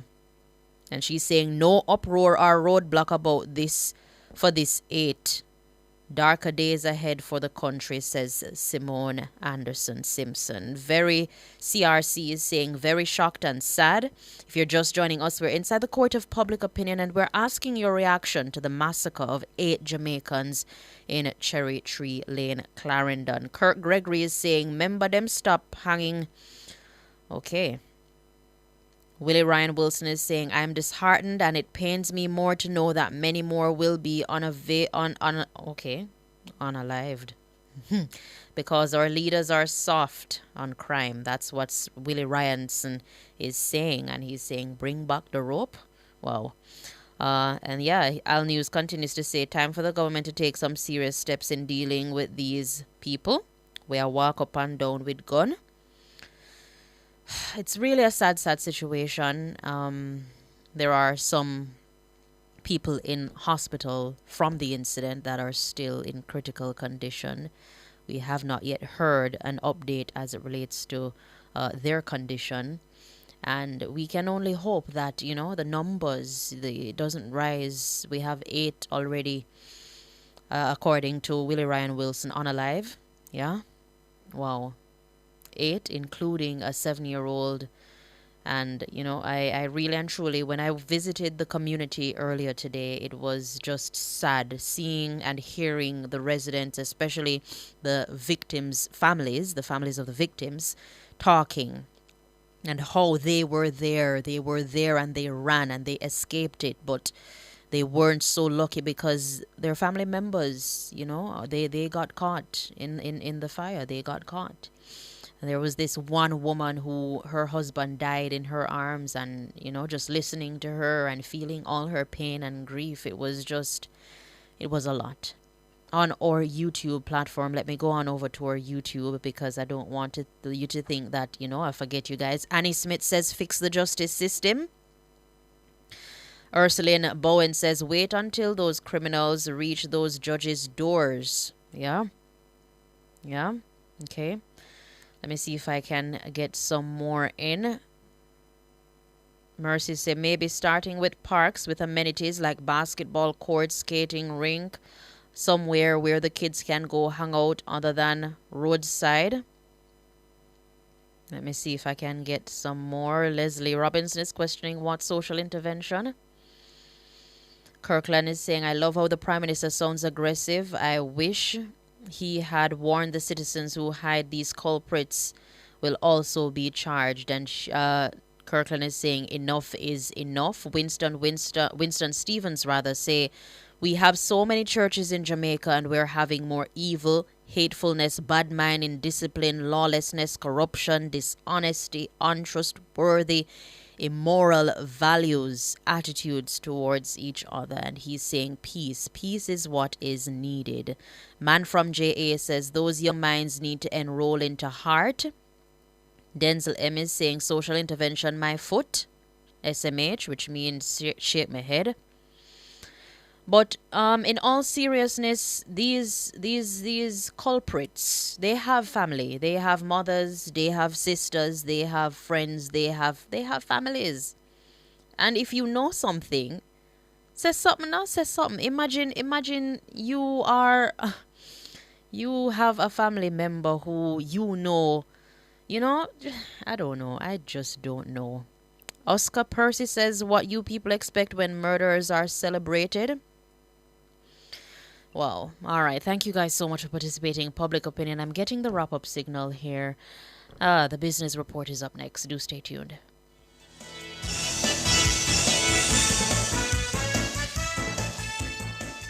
Public Opinion was brought to you by Cleasing Industrial Supplies Limited, industrial automation and control solutions. Drive the most exciting new vehicles in Jamaica. Schedule your 2024 Ford Ranger pickup or Ford Everest 7-seater SUV test drive now. Call or visit KIG today. The time by KIG is 6:35. Hello, good evening, and welcome to Nationwide's Business Report. I'm Robianne Williams. Caribbean Airlines has announced the launch of its new route to Tortola, British Virgin Islands, commencing on October 14, 2024. Now, the airlines say this expansion is part of its strategic plan to better connect the Caribbean region and enhance its robust network. Now, flights will operate 4 times per week out of the airline's base in Trinidad, offering convenient connections to other destinations, including but not limited to Antigua and Barbados, as well as San Juan in Puerto Rico. In the currency markets at the close of trading today, it cost 157 Jamaican dollars and 66 cents to buy $1 US, 199 Jamaican dollars and 22 cents to buy 1 British pound, and 114 Jamaican dollars and 43 cents to buy the Canadian dollar. That's the business report. I'm Robianne Williams. Good evening.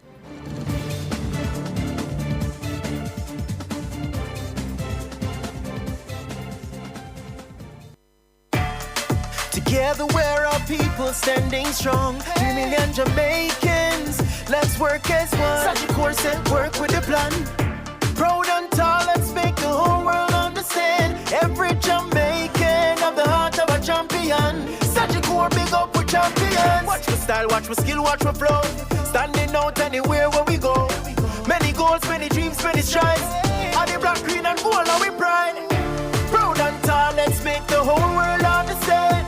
We are strong when we are one, Sagicor, celebrating Jamaican success. Cleasing Industrial Supplies Limited are authorized distributors of international brands ABB, Omron, STC, Festo, and Thomas & Betts. They supply programmable logic controllers, photoelectric and proximity sensors, contactors and soft starters, power supplies, variable frequency drives, and much more. Visit them at 24 Dunrobin Avenue, Kingston, or shop 32 Overton Plaza, 46 Union Street, Montego Bay, or visit their website cleasling.net. Cleasing Industrial Supplies for all your industrial automation and control solutions.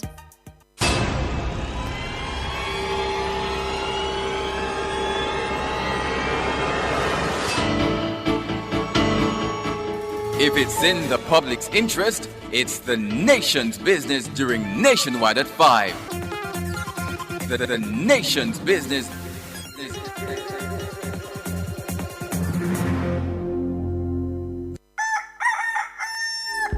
certain are you that you're taking proper care of your pets? How often do you take them to the vet? Just as we need annual checkups with our doctors, most pets need regular checkups too. Owning and caring for a family pet doesn't have to be a difficult or burdensome experience. Nationwide 90 FM has an exciting feature called Pets World that will help you take better care of your pets. Join Nationwide 90 FM every Wednesday at 6:50 a.m. during the program This Morning as we take you into the do's and don'ts of caring for your pets. That's Pets World every Wednesday at 6:50 a.m. during the program This Morning on Nationwide 90 FM, a revolution in media.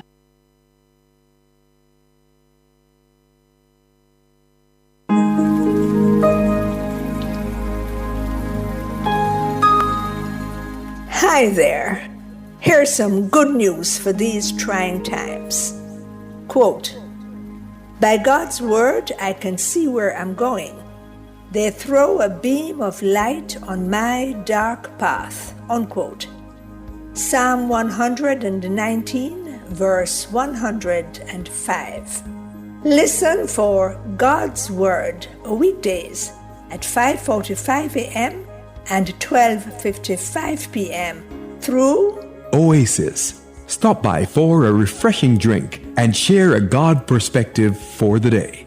Oasis, weekdays 5:45 a.m. and 12:55 p.m. right here on Nationwide, a revolution in media.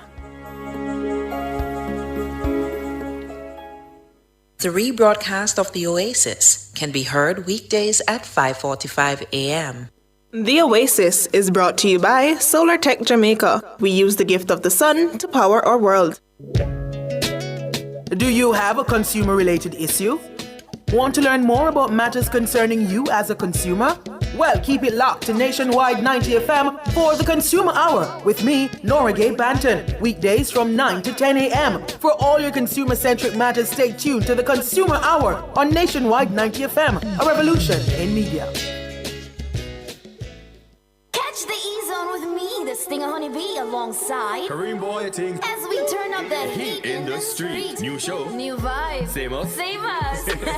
Monday to Friday, 3 to 5 p.m. Right here on Nationwide 90 FM. We'll bring you entertainment news. We'll take away your Monday blues. You don't want to miss a week with us. We'll talk health. Well, jump into the mix. Or the hot seat. Don't miss the brain buster. Or the crazy giveaways. I mean, is this planet Earth? Is it? I don't know. Let me check. Either way, it's got a buzz. And a bugger thing. Ow.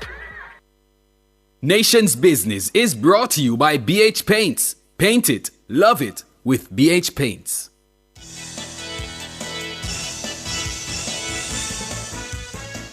Good evening, good evening. Thank you so much for staying with us here on Nationwide at 5. I'm Ricardo Brooks.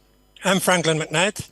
And we're turning our attention now to trying to get a sense and understanding of the sociological and societal impact of mass killings like the ones we saw in Cherry Tree Lane on Sunday. Now, the residents of that community, they've been left to make sense of the brutal killings, which left 8 people dead in the community. The deceased include a 7-year-old boy and 3 women. Now, while in the community on Monday, Nationwide's Robian Williams spoke with one woman who says she lost her father, 50-year-old construction worker Lawrence Francis, her sister, and a cousin in the incident. She says she was present when the massacre occurred. However, she ran, injuring her leg in the process, and with tears rolling down her face, she had little words to express her grief.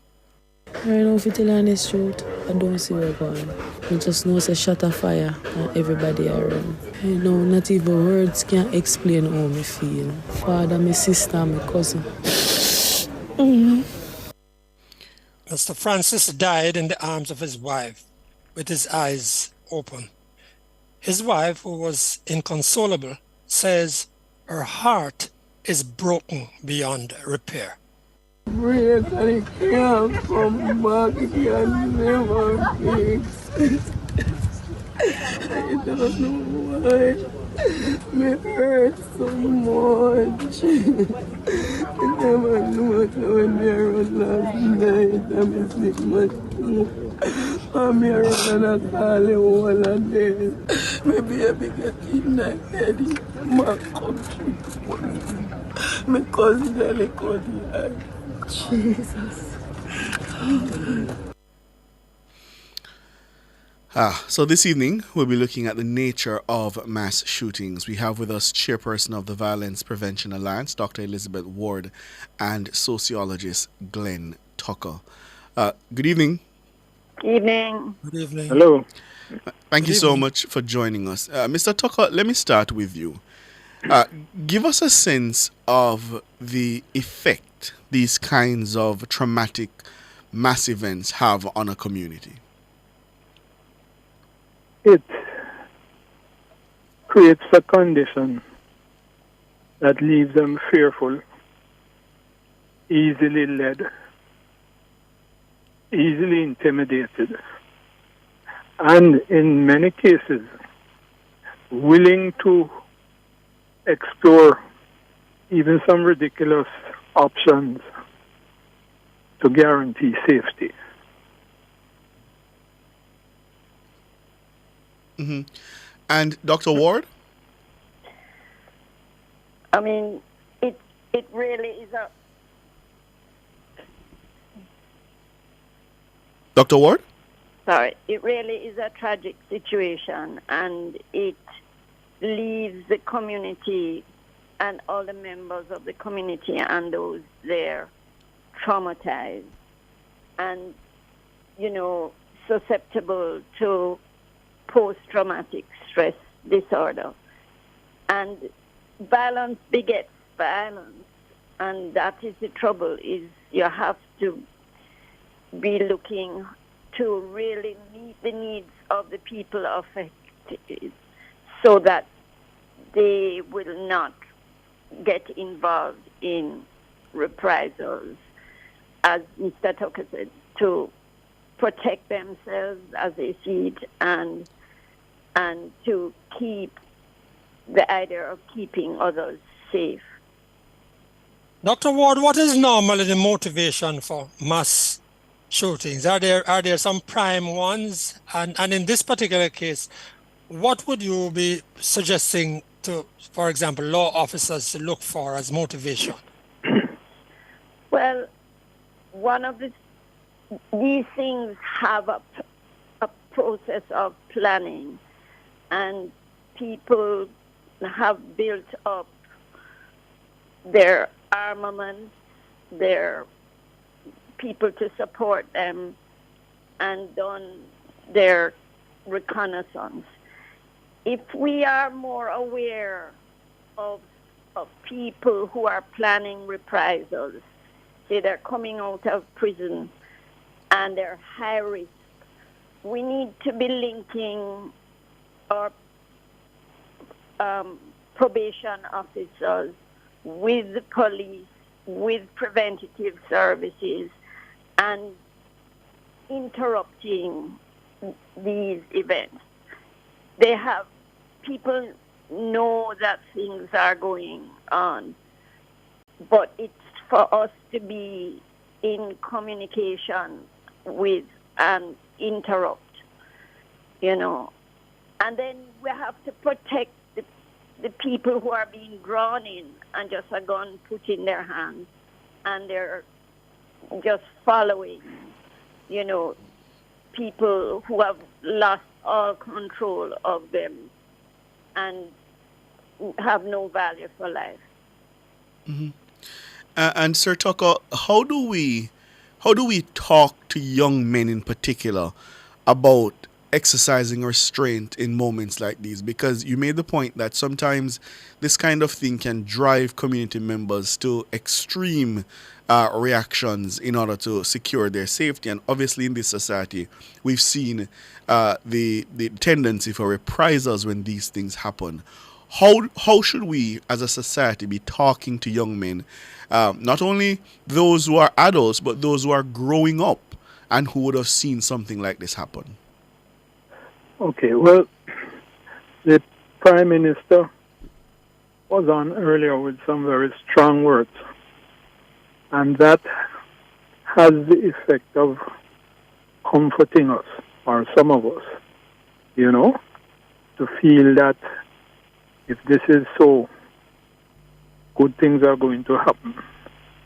Let me preface what I'm going to say by pointing out that this is not a police matter, you know. And we always run to the police when these things happen. And when we don't get the results, we blame them. You understand? This really has its genesis much early on, you know, with really significant early childhood trauma. And we dance around that topic all the while. These people, let's look at it. They went into this community. It's not a political event. It's not something that involved factions. Nothing of the sort. And they fired indiscriminately into a crowd of people. So they're not looking for John Brown or Tom Strokes. And all of this should be significant if we're looking for responses, right? When we deal with the childhood trauma, which I spoke of earlier, right? We're looking at things like physical abuse, sexual abuse, suicide of a parent, domestic violence in the home.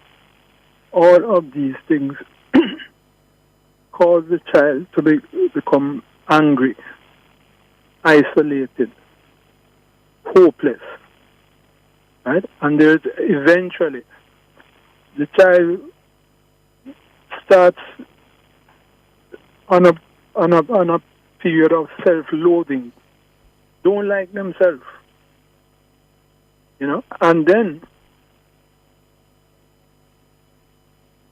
after a while they start to ask themselves, who do I blame for the way I feel?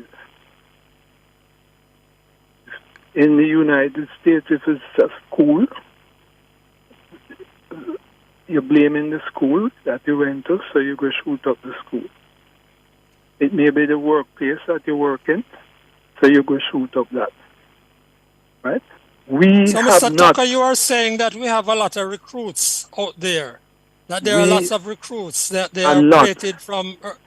So what do we do about them? Because you are saying that this is not a police issue so much, although we expect police to act, we expect police to find perpetrators. Yes. But what do we do? Well, what do? You start from where the problem starts, right? And this is really at the indiscriminate breeding resulting in children that you can't care for, you don't even like. And these are the problems. Where are we as far as taking some serious steps as far as poor parenting is concerned? I was part of a research team the other day, and the mothers who we were dealing with were very, very clear that they do not want any government intervention in advising them how to take care of their children. But this is where it starts. And it's not just beseeching and speaking nicely and encouraging. There has to be now serious legislative activities that ensures that there is a minimum standard of treatment of children. Mm-hmm. And Dr. Ward, I want to hear you on that point as to where we intervene, because a lot of the violence prevention strategies, they usually come on board when, some of these men are already adults, and we try to steer them away from it. But what say you about that point of early intervention? Is that something the Alliance is engaged in now or considering? Definitely. They're adverse childhood experiences. And once you've had 4 or more of them, you're up to 7 times more likely to be a victim of violence or to perpetuate violence. And just for the benefit of our listeners, what do you characterize as adverse childhood experiences? Well, physical punishment, emotional punishment, exposure to violence, exposure to domestic violence in the house, people being incarcerated in the house, people in the house who are alcoholics or drug abusers, chronic exposure to violence. And nowadays we have it on the news, in the media, and children are online exposed to violence at another level again. So we have a difficult situation to deal with.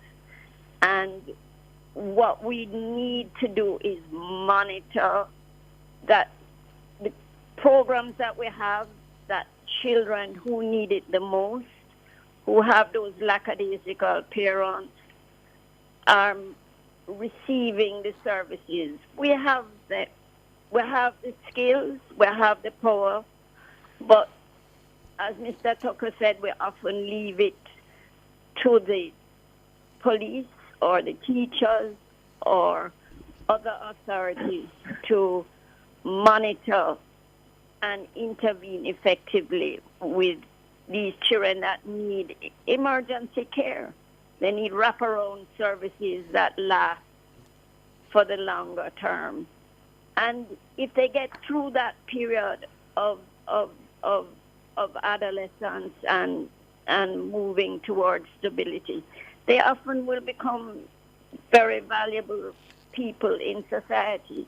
But we are allowing them to get guns, to have access to guns, to have access to bullets, to not have any positive role models, and gangs become their mode of operation. Dr. Walker, do you in the last 20 years, just beg you to look back in the last 20 years, has it got better?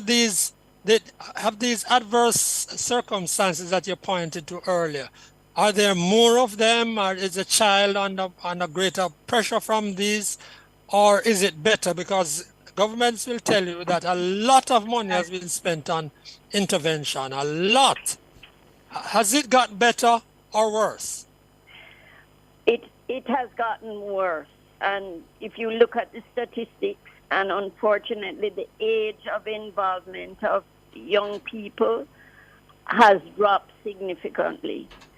And I think what happens with a lot of our interventions, we reach the worried well. We don't reach those at highest risk, and we don't make sure that they get enough services to be able to make a difference in their lives for as long as they need it.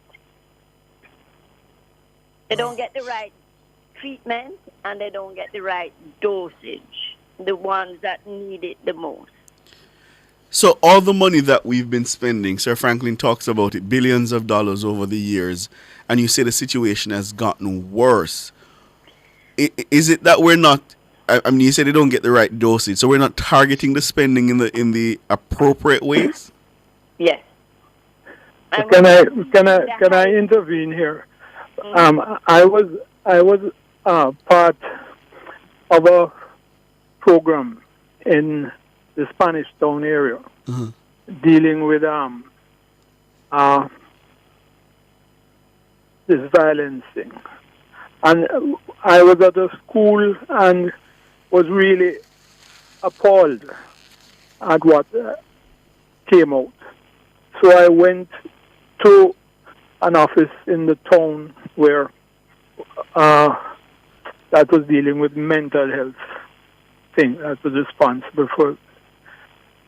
And to cut a long story short, the lady in charge told me that if the disbursement for the entire island was made available to Spanish Town alone, it would not be sufficient. And when we apprehend these people, we either blow out their brains or we put them in jail and forget about them. So those of us who would like to know a little more, we have to go to other countries and other centers where they are being studied and learn about what is happening and how to approach the problem. Mr. Tucker, you make me feel despondent. You mean we haven't studied this problem enough now? Up to this point, we haven't done enough of the sociological studies, the psychological studies that we need to this point?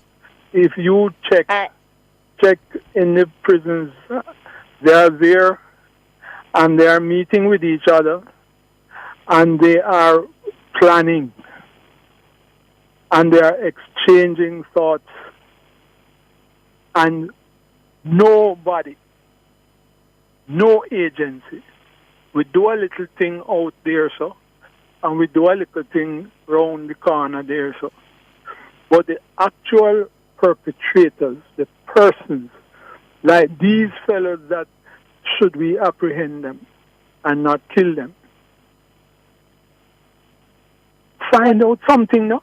Find out something now. Dr. Ward, because you would be surprised. I'd love to hear Dr. Ward on that, because I think I heard her trying to get in. That we don't have, in other words, we don't have enough information, we don't have enough of the studies to give us, to help us do the and we have to depend on the research from universities abroad and all this sort of thing. When the circumstances are not identical. The circumstances Dr. Ward, can you jump identical. in there for us? Mr. Tucker, can you just allow Dr. Ward to give us? I would say, Mr. Tucker, we don't know everything, but we will never know everything. But we do know how to intervene. There's primary prevention, which has to be done for everybody. There's secondary prevention when people are starting to get involved in violence and showing violent tendencies. And there are programs that we have in Jamaica that work very well. And then there's tertiary prevention, where you're actually interrupting the violence and clinically treating the individuals in.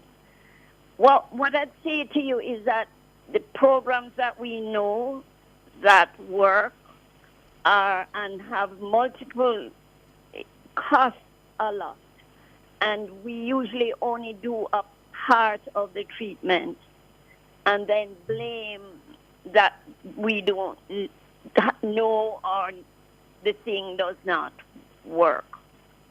5 to 10% of the population are the ones that are actively involved or have the tendency to be involved in serious violence. We know what to do, and we need to invest in the right kind of programs. The earlier in life you do it, the more effective it is. Yeah, let me hear both of you, starting with you, Mr. Tucker, and then Dr. Ward. What do you say to the Jamaicans who are listening to this conversation and thinking, you know what, to hell with those who are perpetrating these acts of violence.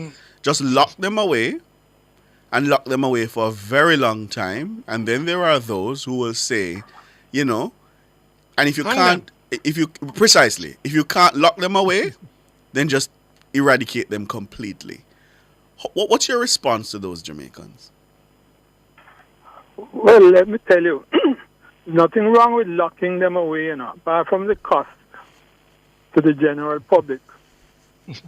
But you need to focus on the fact that coming up behind them is another set. Coming up behind them is another set. So what, you're going to lock them away too? We're not going to have space for all of them. See, You have to do the interventions, and you have to understand that they're going to be costing us, and it's not just doing interventions for the whole community. Yeah, we know what are the risk factors, what are the symptoms of getting involved in these kind of, and those are the people that we need to put the right treatment.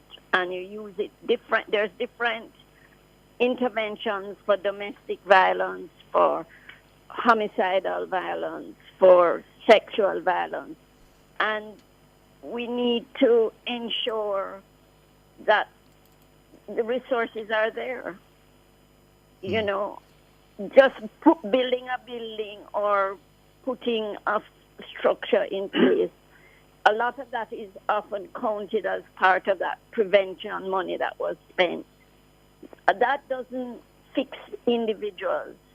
We need to make sure every child has the kind of attachment and guidance and structure that can keep them out of violence. And we have treatment, cognitive behavior therapy, intense trauma management, and even residential programs that can help. Those have not, programs like Children First in Spanish Town is severely underfunded.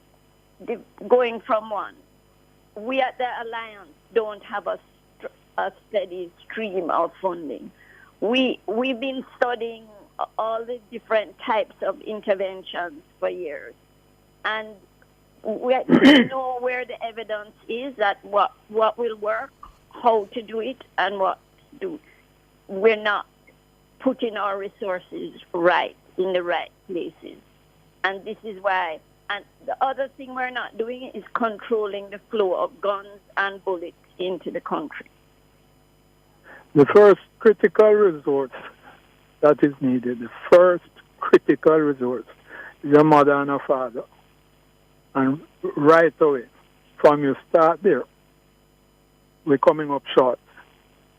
You go to a dance, and there's these women, big belly in front of them, and a spliff in one hand, and a liquor in the other hand. Right away, it's like you're punching that unborn baby with some headshots, because that baby is going to be born with a disadvantage. And this is where a lot of it starts, before the child is even born. Right? And the police don't know that. So the police is walking through the dance to and this and that, and don't realize that you are hurting the unborn child. The unborn child. Mr. Tucker, you understand, though, as Ricardo hinted earlier, that a lot of people just want to see some tough policing, just want to find, for example, in this particular case, want to find the perpetrators and want them to be dealt with now. Yes. Mm-hmm. You understand that, though, Mr. Yes. Tucker? Oh, yes. And how would you respond to that? Well, all right. You're going to round them up. What do you plan to do once you have them rounded up now? What are you going to do? Because let me tell you that it is an established psychological fact that those that are sociopaths, the research shows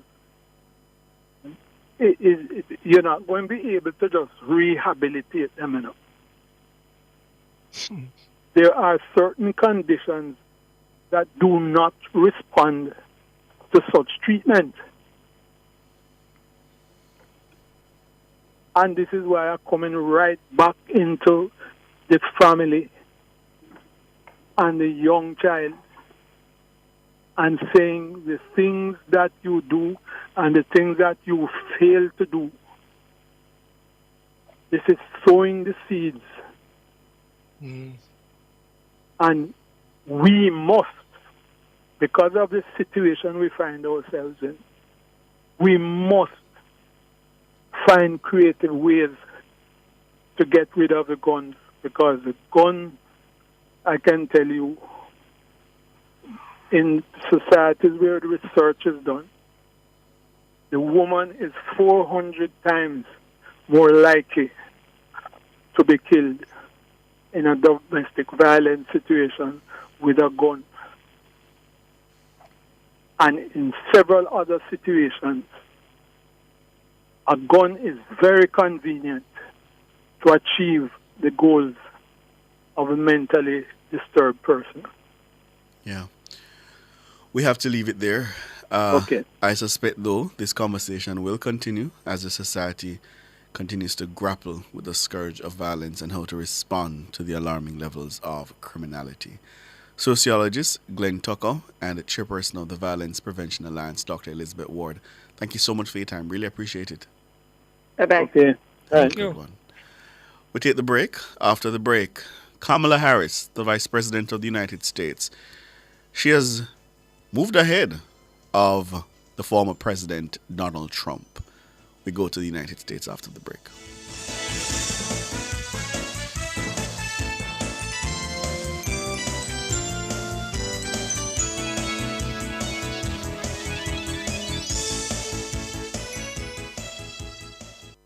Nation's Business was brought to you by BH Paints. Paint it, love it with BH Paints.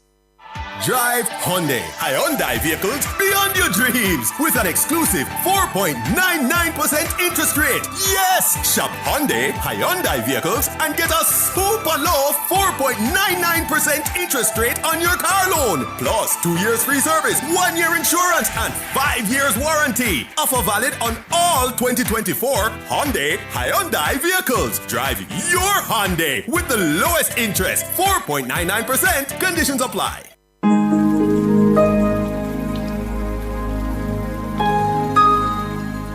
Hi there. Here's some good news for these trying times. Quote, "By God's word, I can see where I'm going. They throw a beam of light on my dark path." Unquote. Psalm 119, verse 105. Listen for God's Word weekdays at 5:45 a.m. and 12:55 p.m. through Oasis. Stop by for a refreshing drink and share a God perspective for the day. Oasis, weekdays 5:45 a.m. and 12:55 p.m. right here on Nationwide, a revolution in media. The rebroadcast of The Oasis can be heard weekdays at 5:45 a.m. The Oasis is brought to you by Solar Tech Jamaica. We use the gift of the sun to power our world.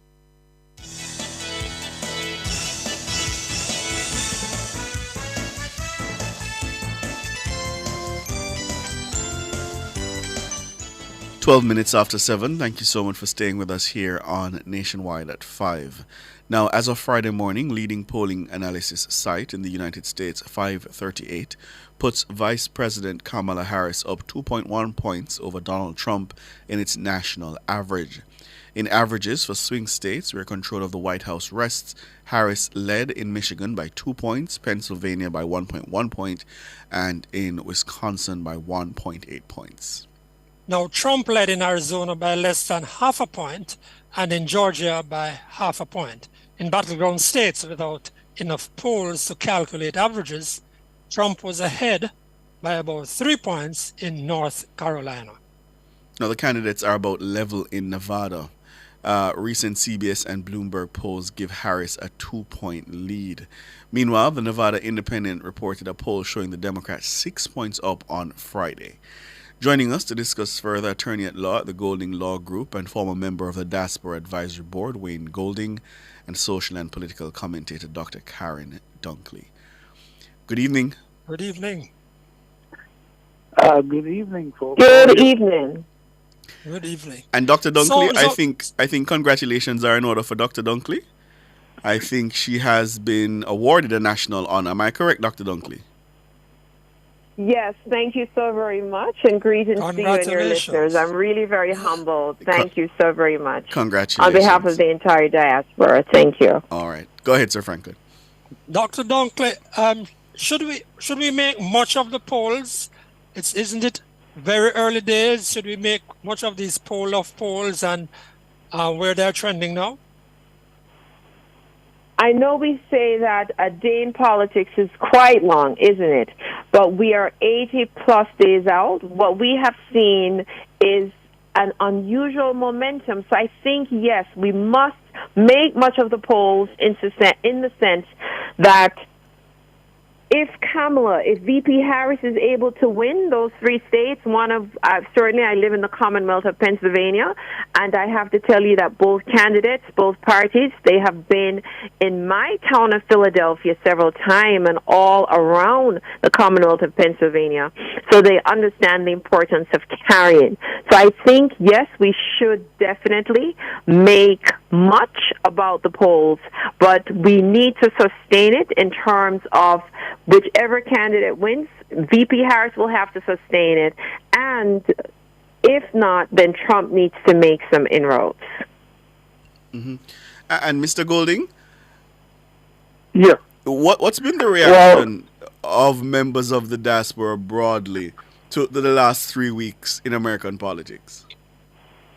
Well, broadly, I think it's a sense of new hope, because I think the diaspora as a whole had some idea of how important this particular election was, because they had indications from the last time Mr. Trump was in power what direction the country was heading in, especially as it related to immigrants and the attitude towards immigrants. So I think more than ever now, people are getting more and more engaged. There were some people who were, quite low-key and disappointed in how the campaigns were going, and they were not satisfied. But there's this new vigor that's right across the diaspora from all different walks of life, whether people are from the Caribbean, they're from Africa, European countries. You can sense that feel of hopefulness now, and people are really committed to be engaged. And just to comment on the poll issue, one of the things that's being emphasized is that don't get complacent. What really matters is on election day, that people turn out and they don't say, this thing is in the bag, so we don't need to participate. So people are encouraging other people, especially family members and friends, to make sure that they go out and vote in this election. And I wanted to ask Dr. Dunkley again also. This is Kamala Harris. Is this a new direction? Are there any policy differences we see, or just that the previous candidate, President Joe Biden, was a bad candidate? Or is there something new that she has taken to the table? Dr. Dunkley? I think it's both. I think definitely it's both, right? So, first of all, let me just say one quick thing on the immigration. I hear my good friend Wayne saying that the diaspora is extremely pleased on immigration. But if you look at the poll, that the global America actually prefers Trump on immigration and on the economy. So while the diaspora might be leaning towards the Democrats, that is one area where I think the Democrats really need a message that's going to resonate in terms of all the issues that are percolating with the border, the unchecked migration, the migrant crisis, that they have to speak to the American people intelligently about. Now, you've asked why this excitement and this, I would say, interest, certainly in VP Harris. And there is a difference, right? So we know that Biden appeared to be quite a lethargic candidate. He stepped aside, and so He threw his support behind Harris. It was very smart of them. Initially, they started out by saying that they wanted to have a democratic process to choose the person who would run on behalf of the ticket. And I think that the party quickly realized that they needed a coalition, and they decided to agree with Biden and support his choice of Harris, who in turn chose her vice president, Waltz. And so the ticket is quite a strong ticket because they have managed to unify the party. And I think there's an article that cites a 76 Senator Joe Manchin and a 34-year-old from the squad really excited about the ticket, and that has been the reach. So that's the first thing. So now they have a candidate that the party en masse is organized around. But there are critical differences on the issues. And so we mentioned, for example, economy and immigration. We know there are stark differences between the candidates on those issues. We know that the Democrats have been running a lot in climate change because I actually participate, the DSCC, every time they have a poll, for some reason, I'm selected, even though I'm a registered independent, to participate in the poll. So we know, for example, that climate change and where the United States will continue to stand on the Paris Climate Accord is one area. The second thing is education. We've had this ongoing debate. Should tertiary education, should colleges be free, and the sentiments just around the forgiveness of student loans. We also know that the gun still remains, right? The gun issue, which is one of the reasons, by the way, the vice president being Waltz is so appealing, because here is a person who's a gun owner, but who's saying that I believe that we need some regulations on how we manage guns and to ban assault weapons. So they have fundamental differences. Healthcare. Healthcare is an issue for me. I run my own business. And so we have to think about how do we ensure high quality and universal health care for all Americans. And we already spoke about immigration and border security. And certainly, we have to think about the social issues. Abortion is on the table. Same-sex marriage is on the table. The rights of the LGBTQIA community is on the table. Those are very stark differences between these two tickets at this time. And there's this conversation I hope you'll bring us back for Project 2025 and the implications of that. But those are all of the issues on the table, and so this is not a business as usual election. And Wayne Golding, I've been struck by how voters, certainly by what we're seeing in the polls, they don't seem to be associating Kamala Harris with too many of the negatives of the Biden administration, even though she's the vice president, the second in command. But she's been seen as new, different. And I wondered if you had any idea why they're not linking her so much with the perceived failures of the Biden administration. Well, I don't think there are much failures that they could link her to, because remember, she was a part and still is a part of the Biden administration.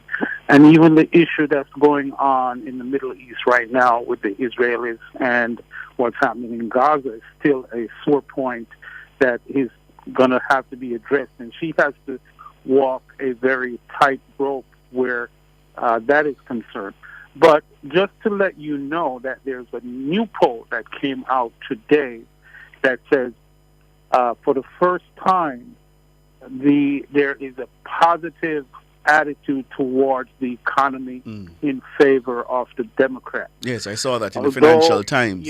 Yes, exactly. So you see that the needle is moving and the perception is changing, and it all has to do with the injection of the energy from this new candidate. People are looking at issues differently. Although the numbers might have been the same, the economic success might have been the same, President Biden was not getting his due credit for that. And I think now seeing the shift where the Democrats are getting the attention and the credit, it just shows you that the dynamic entry of Vice President Harris to this race has really opened up minds that were not focused on these things before. So I think the issues are still going to be the same issues between this candidate and the Republican candidate, but it's how the questions are answered. It's going to make a big difference. No longer can you flop around and give these word salad answers. Now the accountability is going to be upfront, and I think people are looking very much forward to the debate on issues to see what exactly the policy answers are, because that's what people are tuned into right now. What's the latest position on the debates and the possibilities of the debates? What's the latest position either of you can help us with? They have Well, agreed, there's one debate my that's understanding agreed is that to they right have now. agreed to a September 10th date. Right. Dr. They've agreed. Douglas, can you say this again? Yeah, my understanding Yes. is that they have agreed to a September 10th date to debate. And so I think everyone is watching. You may have seen the intimation by Trump that Kamala has not sat with the media to really answer any questions. And so this has become a talking point from the Republican ticket. And so that debate, I think, is going to be very crucial to address some of the policy issues, but also just really to speak to the American people so we can get a sense. I just have to say this because, especially having lived through 2016 and then 2020, and now here we are in 2024, if you look at the three battleground states we spoke about, with Michigan, Detroit, predominantly African-American city, high poverty, poor, low infrastructure. You go to Wisconsin, it's known high poverty. I mean, and Philadelphia is the poorest big city. So the question that the Democrats must answer is there is a certain level of disenchantment where year after year, election cycle, federal and local, we carry the Democrats, but yet still we come to the same point. And I think that that is going to be a watershed moment, because I can tell you, when you're talking about the voter turnout, so while there's this initial excitement, we're looking a historical look back to say, what is it that we can point to that has worked in the interest in our communities that continue to deliver the Democratic vote, thereby the electoral vote for the Democratic Party. Dr. Dunkley, as a black woman, you know the subtle and sometimes overt racism that permeates different aspects of American society. Do you worry that in the next 80 plus days she will face, or do you worry about how much of that she'll face in the next 80 plus days, and your thoughts on how that could either derail or give her the resilience to push through to November 5th?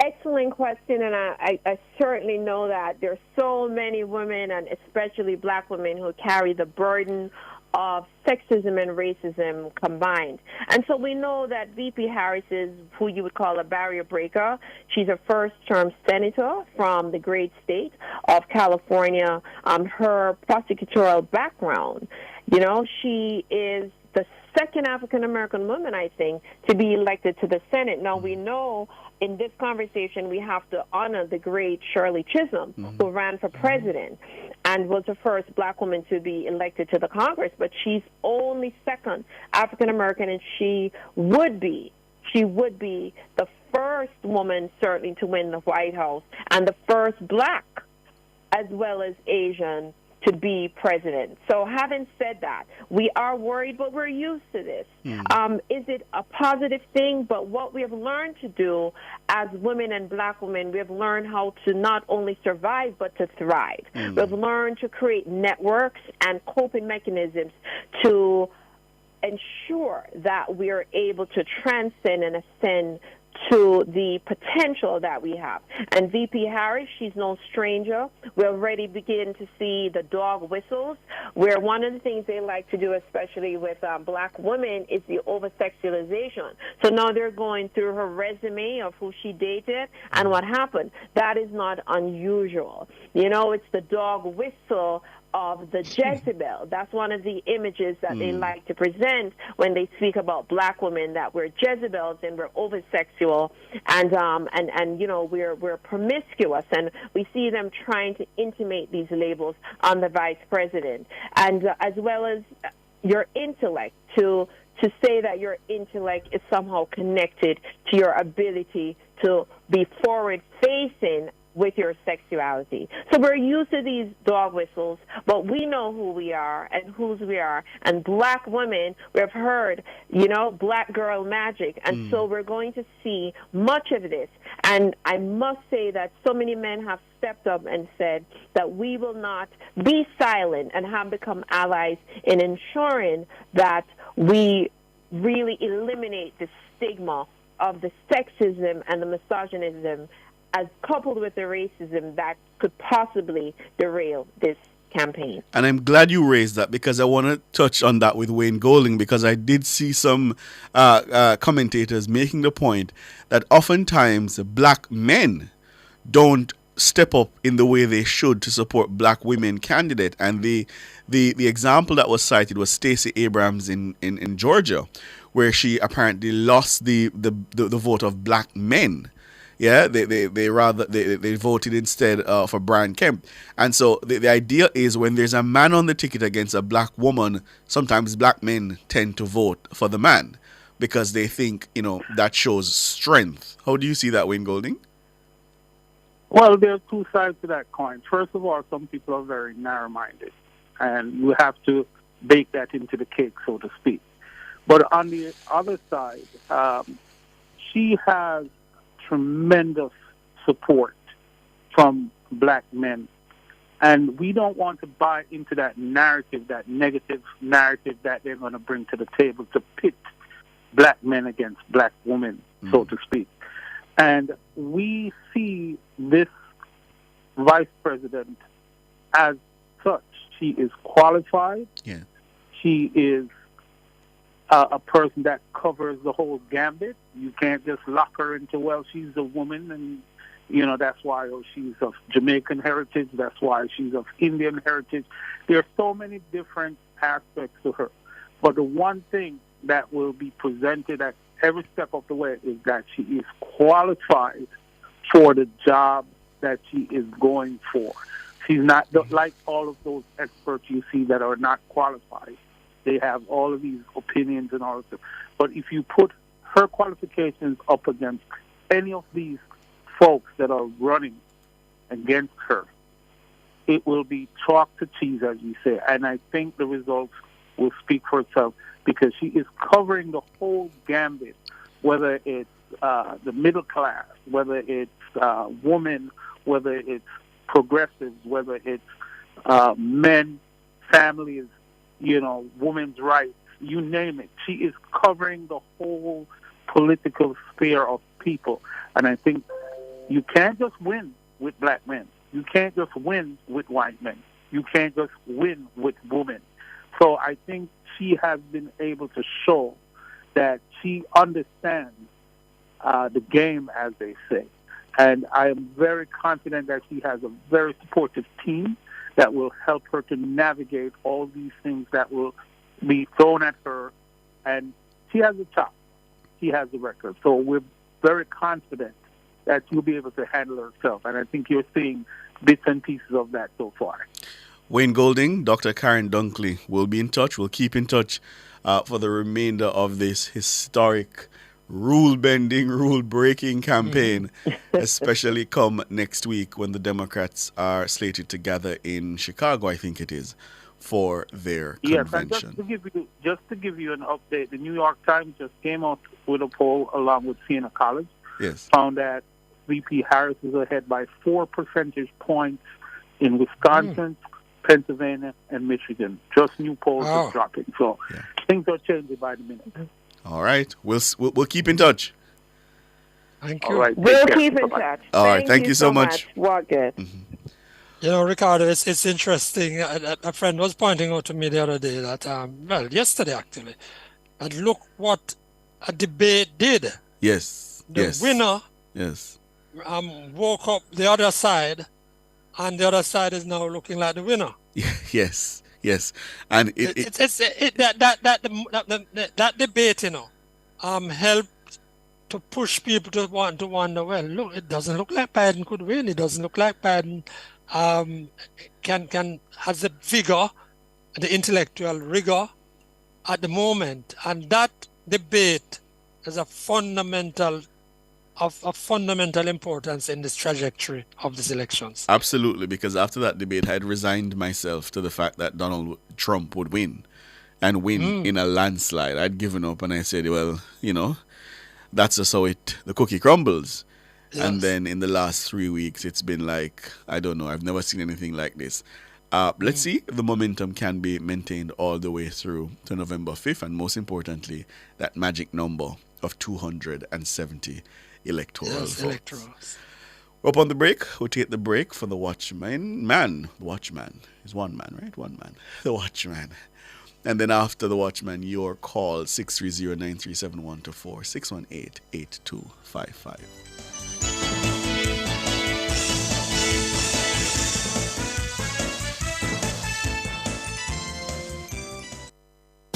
We've been a part of everyday Jamaican life for over 25 years. From paydays to birthdays, unexpected emergencies to anniversary celebrations, the supermarket checkout line, or paying a bill or taxes on time. Our fast, secure debit network provides reliable service so you can always depend on Multilink. Jamaican and proud, fast, secure, everywhere. The Watchman. Exploring issues shaping our society, government, and business. Provocative, unconventional. Dr. Henley Morgan is The Watchman. Good evening. Does Jamaica benefit economically from sports? Jamaicans get great psychic pleasure from reaping a treasure trove of medals in the Summer Olympic Games. When we fail to produce the expected harvest, as in the just-ended Paris Olympics, we collectively become crestfallen, almost to the point of depression. The pain is worsened by the fact that we do not have much else to look forward to other than the feeling that we beat nations that are much bigger and richer than us. It is as if we are competing under the weight of a national inferiority complex, which is lifted only when our standing is near the top of the medal tables. Not so for the big, rich nations. They too want to win medals, but win or lose, they are the ones laughing all the way to the bank. The reason is simple. They are active participants in the global sports industry, estimated in a study by Drs. Roger Best and Dennis Howard to generate revenue of $471 billion to $1.4 trillion United States dollars annually. We only come to perform. It's questionable whether we even have a sports industry. In the United States, for example, the sports industry is a well-coordinated revenue generator for the economy. Estimates put earnings in 2019 at over $75 billion United States dollars. Money pours in from four main revenue streams: gate receipts, media rights, sponsorships, and merchandise.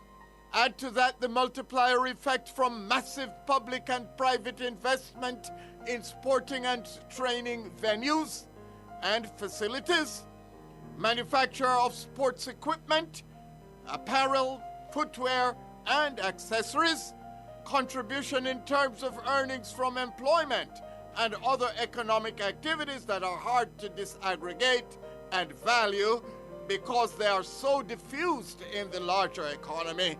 And one begins to get a measure of the significant economic contribution of an activity that's now part of an integrated global industry. How many of these revenue-generating activities do we see taking place in Jamaica to any appreciable degree? Other than jumping up and down in front of our television sets or in halfway tree shouting, "Gold!" each time Jamaica makes it to the top of the podium, how much does the country really earn based on the athletic prowess of the likes of Usain Bolt, Shelly Ann Fraser, Asafa Powell, Elaine Thompson-Herah, and their successors? When it comes to the business aspect of sports, we have proven ourselves to be inept at even upgrading the 62-year-old National Stadium or making the Trelawney Sports Complex self-sustaining.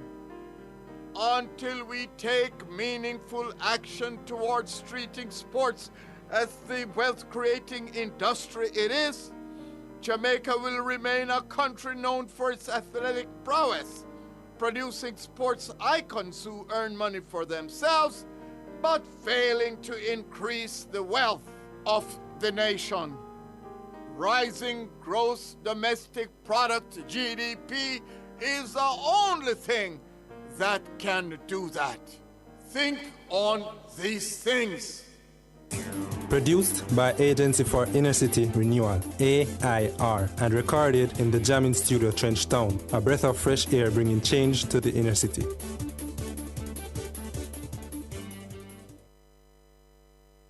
If I tell the world, I'll never... You know the moment you meet the love of your life, the perfect partner, the person who is your purpose, but they just don't share the same sentiments? How many times have you heard, if you really want someone, you should be prepared to invest time? But at what point do you realize reciprocation isn't really gonna happen? What happens when a friendship starts to sour because you just won't stop in the name of love? Or you become a bit bitter because you'll only ever be friends or become enemies? Join me, Rodney Campbell, every Tuesday from 9 to 10:30 p.m. for Fears of the Heart, right here on Nationwide 90 FM. This Tuesday's topic: how long do you chase a love you might never catch? Chasing pavements, even if it leads nowhere. Affairs of the Heart is brought to you by Supermed Pharmacy. Super happy, super healthy, Supermed. ABC Electrical Sales. We make things as easy as ABC.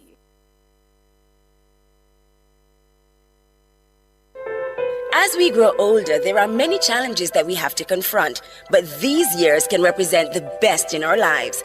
Coming of Age during Nationwide This Morning on Thursdays explores issues persons 50 and over confront. It also provides expert opinions on how we can improve the quality of our lives as we get older. That's Coming of Age, this and every Thursday during Nationwide This Morning at 6:51 a.m. Do you have a consumer-related issue? Want to learn more about matters concerning you as a consumer? Well, keep it locked to Nationwide 90 FM for the Consumer Hour with me, Nora Gay Banton. Weekdays from 9 to 10 a.m. For all your consumer-centric matters, stay tuned to the Consumer Hour on Nationwide 90 FM, a revolution in media. Catch the E-Zone with me, the Stinger Honeybee, alongside Kareem Boy Ting. as we turn up the heat in the street. New show. New vibe. Same us. Same us. Monday to Friday, 3 to 5 p.m. Right here on Nationwide 90 FM. We'll bring you entertainment news. We'll take away your Monday blues. You don't want to miss a week with us. We'll talk health. Well, jump into the mix. Or the hot seat. Don't miss the brain buster. Or the crazy giveaways. I mean, is this planet Earth? Is it? I don't know. Let me check. Either way, it's got a buzz. And a bugger thing. Ow.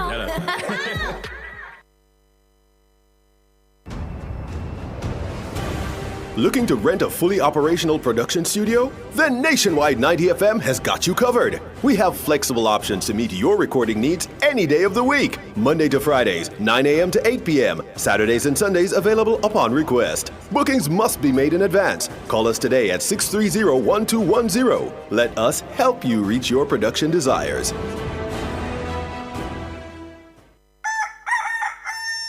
How certain are you that you're taking proper care of your pets? How often do you take them to the vet? Just as we need annual checkups with our doctors, most pets need regular checkups too. Owning and caring for a family pet doesn't have to be a difficult or burdensome experience. Nationwide 90 FM has an exciting feature called Pets World that will help you take better care of your pets. Join Nationwide 90 FM every Wednesday at 6:50 a.m. during the program This Morning as we take you into the do's and don'ts of caring for your pets. That's Pets World every Wednesday at 6:50 a.m. during the program This Morning on Nationwide 90 FM, a revolution in media.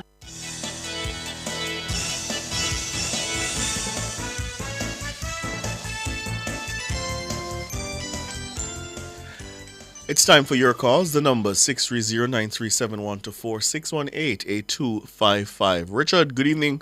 Good evening, gentlemen. I just want to be brief. Now, based on what happened in Clarendon, I hope this is going to be a lesson for those people who are housing these criminals. It breaks my heart, and I know tons of Jamaican heart has been broken by this thing. Yes. And we cannot take this thing for granted. Because once it happens, it can happen again. So we need to work with the police, and I need the police to be more professional. And I know I have seen improvement, and we have to stop. People who are doing it need to stop it immediately.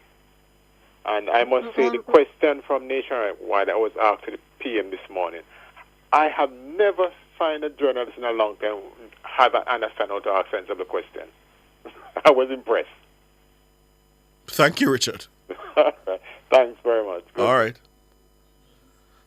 And we must remember that we have that responsibility, Ricardo. We must remember we have a responsibility to tell the police what we know. You know, I've been thinking about when these guys were planning this thing.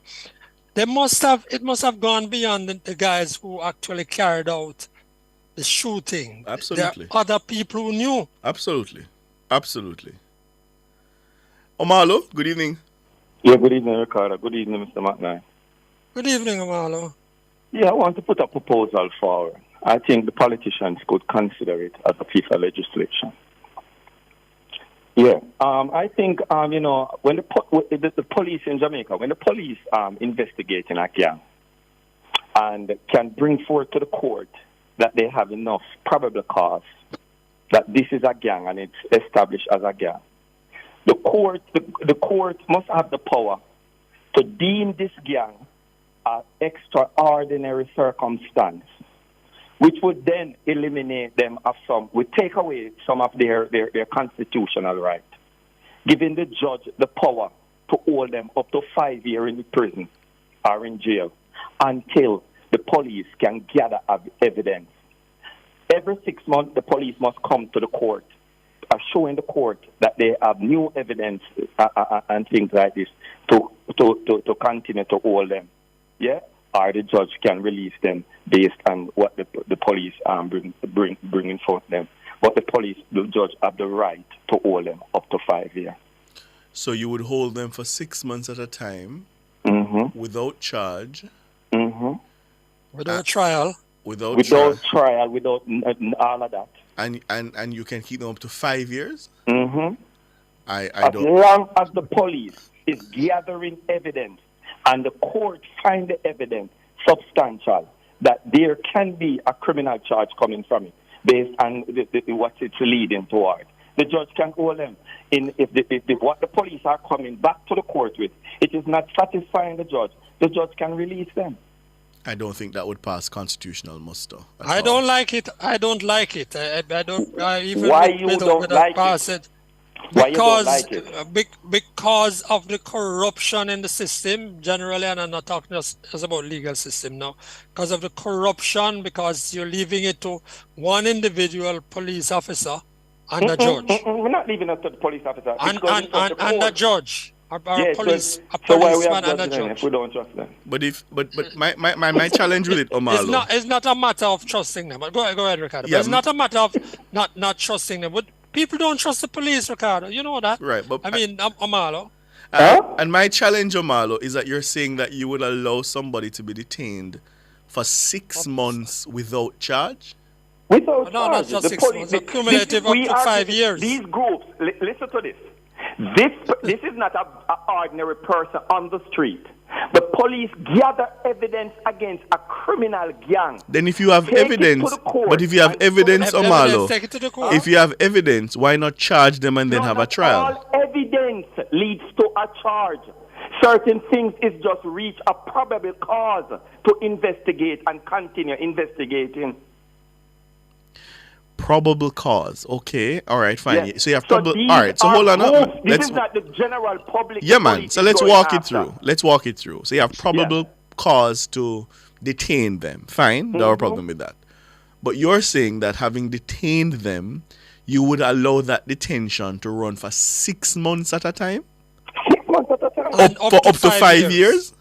Up to 5 years. No, Omalo. That is No, but you see, blatantly, listen. blatantly unconstitutional. But look at it. Look at it. It is whatever the police must continue bringing new. Yes, so you're giving the to judge. state, so you're holding me and giving the state up to 5 years to mount a case, to build, not even mount a case. Because remember, you know, at that point, you didn't even, yeah, man. So at that point, you not even carry me to trial it, you know. You're giving them up to 5 years to build a case against me? It is extra. You are an extraordinary circumstance. It's not just anybody we are investigating. We are investigating a gang, and a gang requires they carry fear of reprisal. It carry all different type of thing where people may No, be in and I public appreciate and that. don't I want to appreciate come that. to court. Let me So tell you. this is an extraordinary circumstance, not an ordinary circumstance. Yes. It's not ordinary citizens we are dealing with. I We are appreciate dealing that. with extraordinary. Yeah, man, I appreciate that, and I don't think stressing the word extraordinary makes it any different. But here's the thing: I am for tougher measures, absolutely.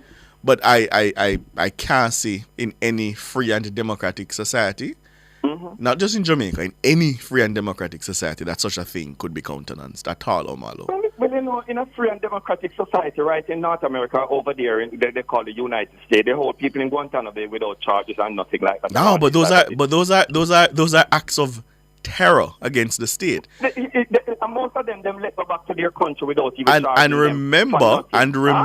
remember, Guantanamo Bay is sort of a legal gray area. The U.S. Supreme Court has opined several times on how that particular military facility is treated. So I would like our court to determine when we deem someone to be extraordinary. Yeah. Who deems them? I don't want to keep going in it, but who deems that person extraordinary? The judge. The judge. Based on the evidence, and it's a gang. Once it's a gang, and the police bring the evidence to the court, I bring certain probable cause. Give me the evidence and go to court. Give me the evidence and go to court and defend it. Huh? Take the evidence and go to court and defend it. No, that's what. I agree. So if you have the evidence, certain evidence don't reach the criteria for prosecution. So all right. So let me ask this. So after the 5 years, if you haven't gotten the evidence that reaches the criteria, what happens after the 5 years? The judge releases. And then I would sue the state. 5 years. Sue which state if it's in law? I would sue the state. Sue which state if it is in law? No, but you have held me. Illegally. You clearly violated the Constitution. No. Sorry, I can't even jump up and enthusiasm for the discussion because it can't go anywhere about it. No, but that is why. But that's why I tell you, Omalo, the law would be struck down as unconstitutional. It would be incompatible. You cannot say that, and me cannot say that. I guarantee you. I would love to hear a lawyer. I'm glad that you said that because a lawyer just messaged me, and I'll read what he said. He said, "LOL." Unconstitutional, full stop. I guarantee you, Omalo, that would be struck down. It wouldn't be struck down, it wouldn't go forward, it wouldn't start. Extraordinary circumstances that are happening in Jamaica, where we have people killing hate people one time and stuff like this. Yeah. We have to find measures Terrible and means, situation. and we have been using measures and means from in the 70s up to this point, and nothing is curbing the criminal activity. It is getting worse and worse and worse, and more people are dying at one spot in Jamaica. What are we Jamaicans going to do? Are we going to sit down with a constitution and saying that the constitution is to protect everybody in an equal way, even the very people that are killing us? And I regret to tell you, Omalo, that the answer to that question is actually yes.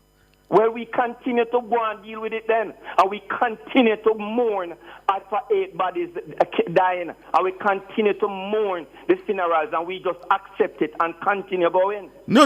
Laws can change, Laws can change. Yeah. Laws can change. But I'm just saying the proposal you've put on the table. We have a lot of stiff laws put on the books and nothing has changed. We have from the suppression of crime, anti-gang this, anti-gang that, mandatory this, mandatory that. Want to tell me what changed? Huh? Tell me what changed. All right, Omalo, hear you. Tell me what changed. Have to run. We have to look out the box. All right, my brother. All right, Alric? Good evening, teacher. Good evening, Alric. How are you, man? Not too bad. Quite a while, man. Yeah, blessings, man. Thank you. Mr. Matt Knight and Ricardo, I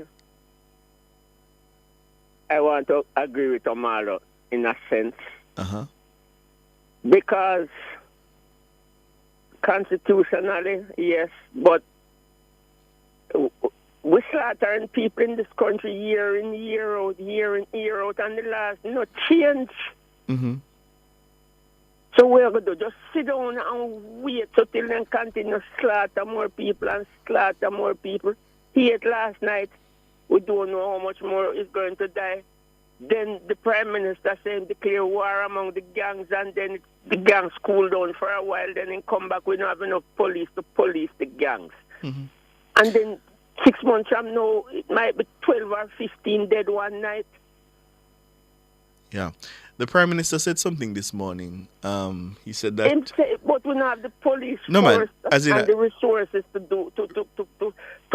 go after all the gangs that are here, Mr. Matt Knight and Ricardo. No, man. He said that somebody, messaged him and said that we need a El Salvador kind of response. And he said he was at pains to point out to that person that Jamaica is not El Salvador, and that we have a completely different legal system. Now, if the proposal is that we should look at somehow changing the constitution to wall off certain kinds of offenses, you can make that proposal. But I'm just saying what Omalo suggested under our current constitutional framework, it's a non-starter. As Mr. McKnight said, it wouldn't even get out of the blocks. There's just no way. Hold on a minute, Ricardo, please. What is a year in, year out slaughtering thing, and then not change the law yet? Why are we waiting so long to do it then? I don't think it's true that we've not changed the law. So, for example, there have been changes. We've increased the penalty for murder, and there's some people who say that we shouldn't have. I supported that. I support that. Up to 40 years or 50 years. I support that. Gun possession. Right. The life sentence, for example, for the possession of illegal gun and that kind of a thing. I support those things. So the question is, what is the prescription? It's not that you can't do anything. It's just what can you do? And I think the government has been trying to... I support, for example, the continued use of the states of emergency. I support that. So the question is just what you do and how you respond. I hear you, Ricardo. I'm going to run. You want to hear my parting shot? Yes, my brother. Just do what they're doing in El Salvador, man. No. I know, man. I know you know on that road there, you know. No. I know you're going Alric is your road that, in other words, roll up the Constitution and do whatever you like with it, but Alric. do something, yeah? All right, guys. Have a good evening. All right. You see, Mr. McKnight, I understand people's frustration, I do. And I understand that people are impatient for things to change and for us to turn the corner on this thing. But I have to keep reminding even my friends who bring it to me that, look, my concern is that when you say you want to give up your rights in favor of tougher measures, whatever those measures are, my concern is... how do you ensure, what safeguard do you put in place to ensure that those powers are not abused? And then, in other words, what kind of society will we live in? Yeah, we have heard before, about resolute and extreme measures. Yes. That those were spoken of at one stage. One of the things that I recognize that there are tough measures that are needed. Yes. But one of the things that I would also remind us about is that conversation that we had in the nation's business. Mm-hmm. That this is a society that needs a lot of changes. Yes. Need law and order changes. Need those changes that Dr. Ward and Mr. Tucker spoke about, from the family, from the building blocks coming up. I'm not saying that we're going to go overboard and go there, but we have got to understand that for some men to go out and into communities, and like you described it, and like Robian found people to talk about this morning, to go and cut down people, including a 7-year-old boy like that. Those are some animals, which this society has created. Yes. And when Omalo and Alric speak about going more like that, it's more like that will make it necessary for the tougher legislation that they're talking about, and even for us to run against the Constitution. In other words, we have got to stop this conveyor belt of brutes coming out of the society. Yes. We have got to stop it. It's a tough situation, and I fear, and I'm seeing it more and more, that increasingly my fellow Jamaicans are prepared to do the trade-off. They say, "Give me security. You can take back the rights, but give me security." Yeah. And I worry about that direction. That in that desperation and in just the need to feel secure, people are gonna say, to hell with the paper guarantees of the Constitution. Yeah. And the people out there in poor parts are hurting tonight. Absolutely. And we should continue to think about them. Yeah. Dana Davey, thank you. Andrew Glenn Anderson, thank you. Cara Powell and my colleagues in the newsroom, thank you so much. The best in the business. Or Great YouTubers. work by Robian, man. I mean, Absolutely. you are in the newsroom, so you must have said it to her already. Absolutely. But give me the opportunity to say great work. Yeah. Our friends on YouTube, those listening to us on radio, and if you joined us on the app, thank you so much for keeping us company. We appreciate it. I'm Ricardo Brooks. I'm Franklin McKnight. Good evening. Good evening.